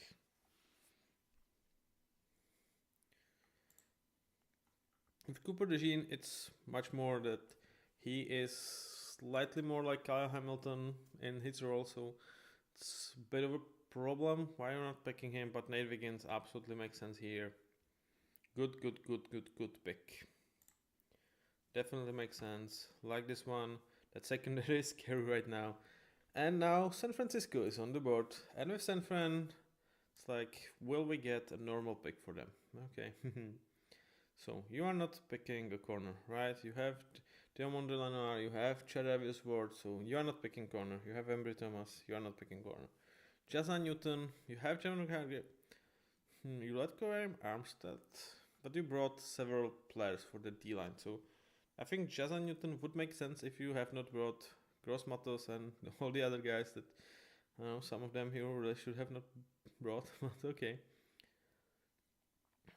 O-line is like kind of always Trent Williams and Hope, so would be a need, but not necessarily someone you really should be drafting from the guys that are on the board right now.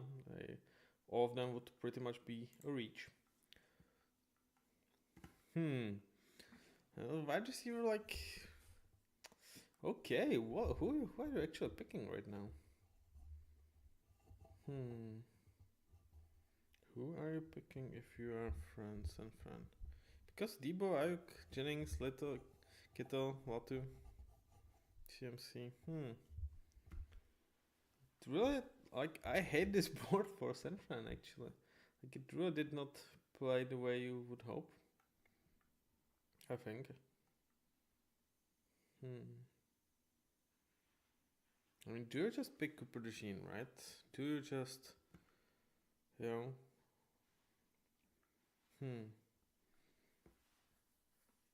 Do you just make that secondary exceptional with him? Because they definitely would have that potential. With Hufanga and Lenoir, you might get out of paying Lenoir next year because you are cap strapped. I would love Jazan Newton here if you have not brought several players. You know, like, imagine if you had Eric Armstead still on the on the roster and just brought Jazan Newton here. It would felt amazing, much more than what you have right now.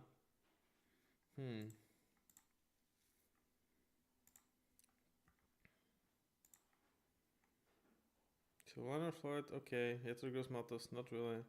Jordan Elliott, not really.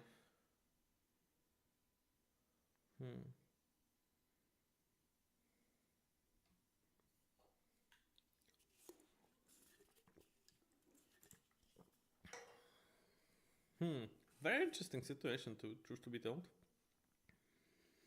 I would most likely go with Cooper DeJean here. I just feel like make that secondary great. Probably, you could either go and trade Lenoir later in the season, or just get rid of paying him, because that's just it. Maybe, Charvarius Ward also does not have a contract post this season. Yeah, it really feels like Cooper DeJean's spot here. More and more I'm looking at this Cooper DeJean. Cooper DeJean.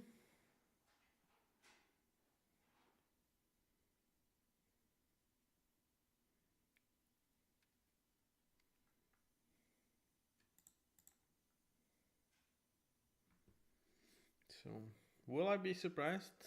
I'm thinking, it's 49ers, so they very rarely actually do what you believe they should. And there's just one more pick to go after this one, and we will be done with day one. It actually was quite quick. I enjoyed this one. Hope you guys enjoy, even like watching it maybe in replay. Yeah, it's just Cooper DeJean, man.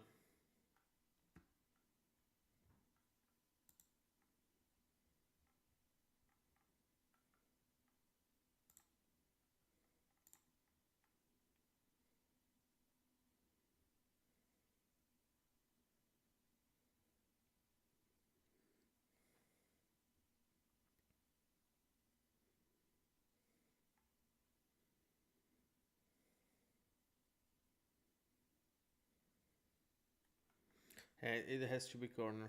It has to be corner, man.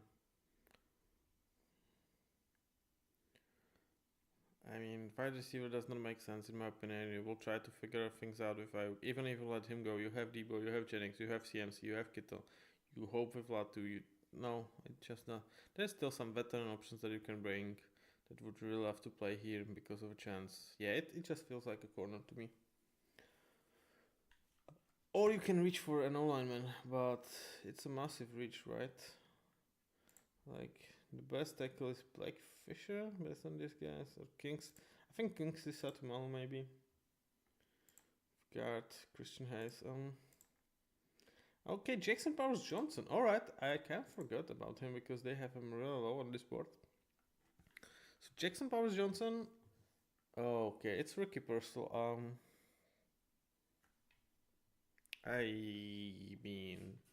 It's 49ers.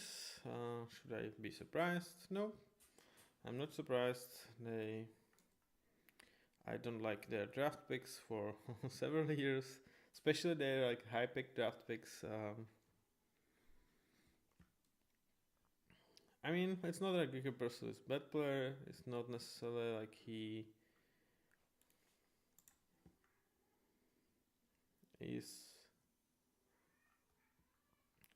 necessary reach, but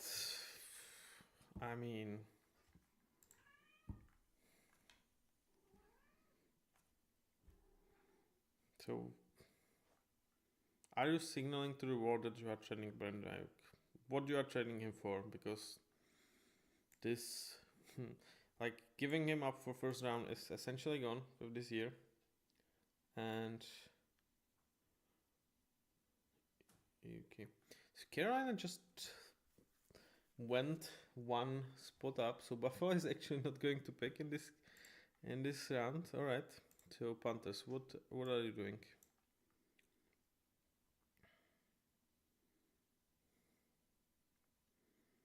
What are you doing?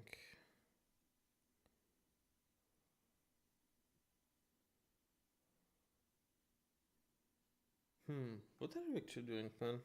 Why would you trade up? Like, it feels like you are trading up for a wide receiver, right? So is Adonai Mitchell here? But like, if you actually believe that Buffalo will take your wide receiver, they would not trade with you, right?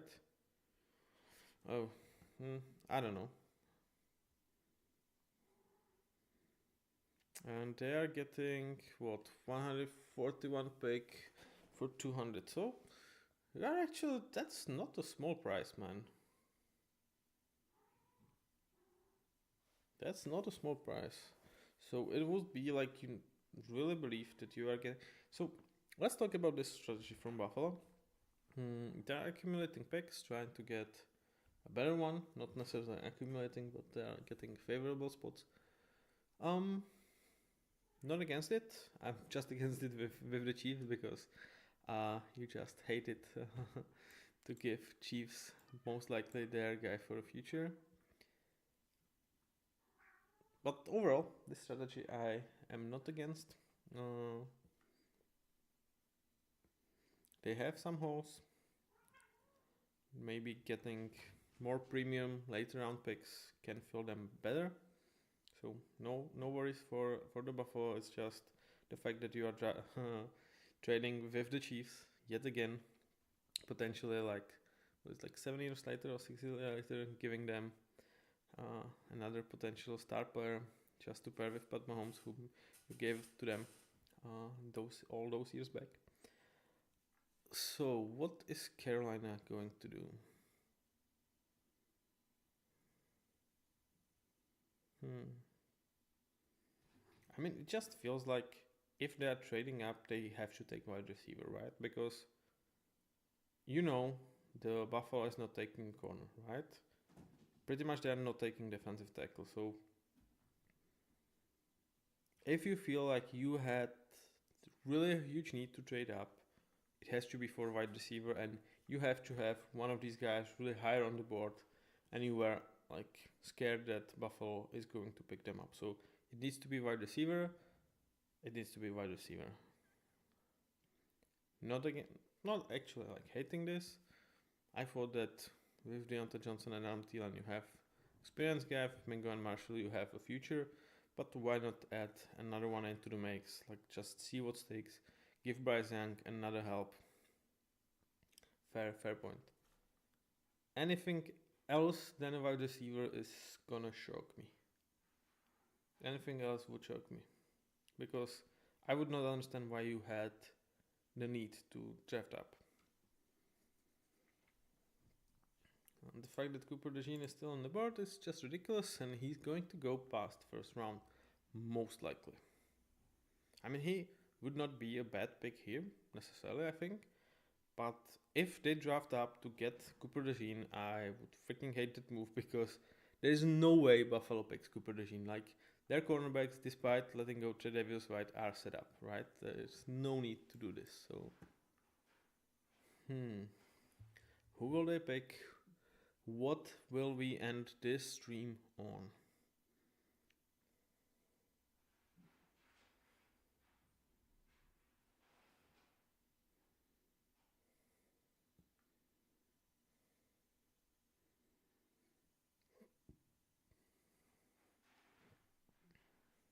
So are you actually paying that premium for that 5th-year option? Could that be a case that you are not really trading up in order to be worried about the steal from the Bills, but you are trading up because of 5th-year option? And Xavier Legette is a wide receiver, someone that they have been connected to. Okay, I understand why you're drafting up. We end on quite a positive note. I feel like this feels like decent enough move for Panthers. Is he worth what you've paid for him? I mean, given that you get 50 option next to this guy, I think so.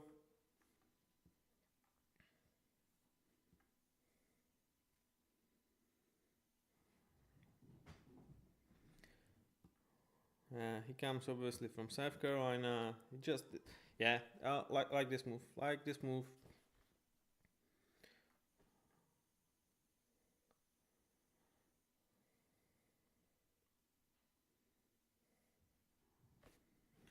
Let's talk a bit about the San Fran for a while.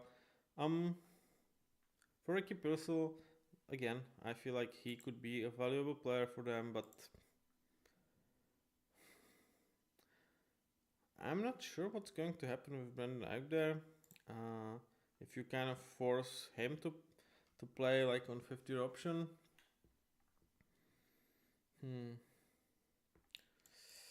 I would much rather pick a corner and try to figure things out with Brandon Ayuk. And like be less of worried. Even if I lose him, I have several players still up. So okay, Leggett, really big guy, reminds me DK, AJ Brown, really big guys. Still nice enough speed, comes from the university. Yep, good pick. We end on the positive note with Carolina Panthers. Let's wrap up this stream and the first round. So much less interesting trades. If you've seen my mock drafts, I love trades for both sides. Here I felt like there were some more interesting options, but for the teams that were in a position to draft up, I feel like the boards played like super nicely to them. Obviously the huge the moment is Michael Penix. I still cannot wrap my head around him. I feel like he actually that pick actually, I'm happy that they made it in a way, because several things really moved into unexpected direction, because they were heavily linked to Dallas Turner, right? Dallas Turner is now 17th pick, and it kind of changed really landscape, because it feels like maybe Vikings need to really draft up to get JJ McCarthy. Broncos really need to select Bo Nix, because suddenly there is no like safe option with Michael Penix, who was kind of like that second round most likely, or like late first round prospect, that if your guys is not necessarily on the board, he could still be up there. Something like you could expect him to have like similar path to like Will Levis, like maybe he's just that fallback option for you, and suddenly he was not out there. So I think that one made it much more interesting, though it's still outrageous pick. I will smash Falcons for this one really highly. I think I'm not gonna be by any stretch of imagination. It felt like really quick 4 hours. I really enjoyed this. I hope you will, or will like it if you will watch this later. I'm not sure if we're gonna be back for tomorrow. Might be, might not. Depends on how my sleep schedule is going, because right now the sun has risen in my country, so I should really get some sleep. Thank you very much for watching. Leave me comments if you liked it or not, and see you with the next one.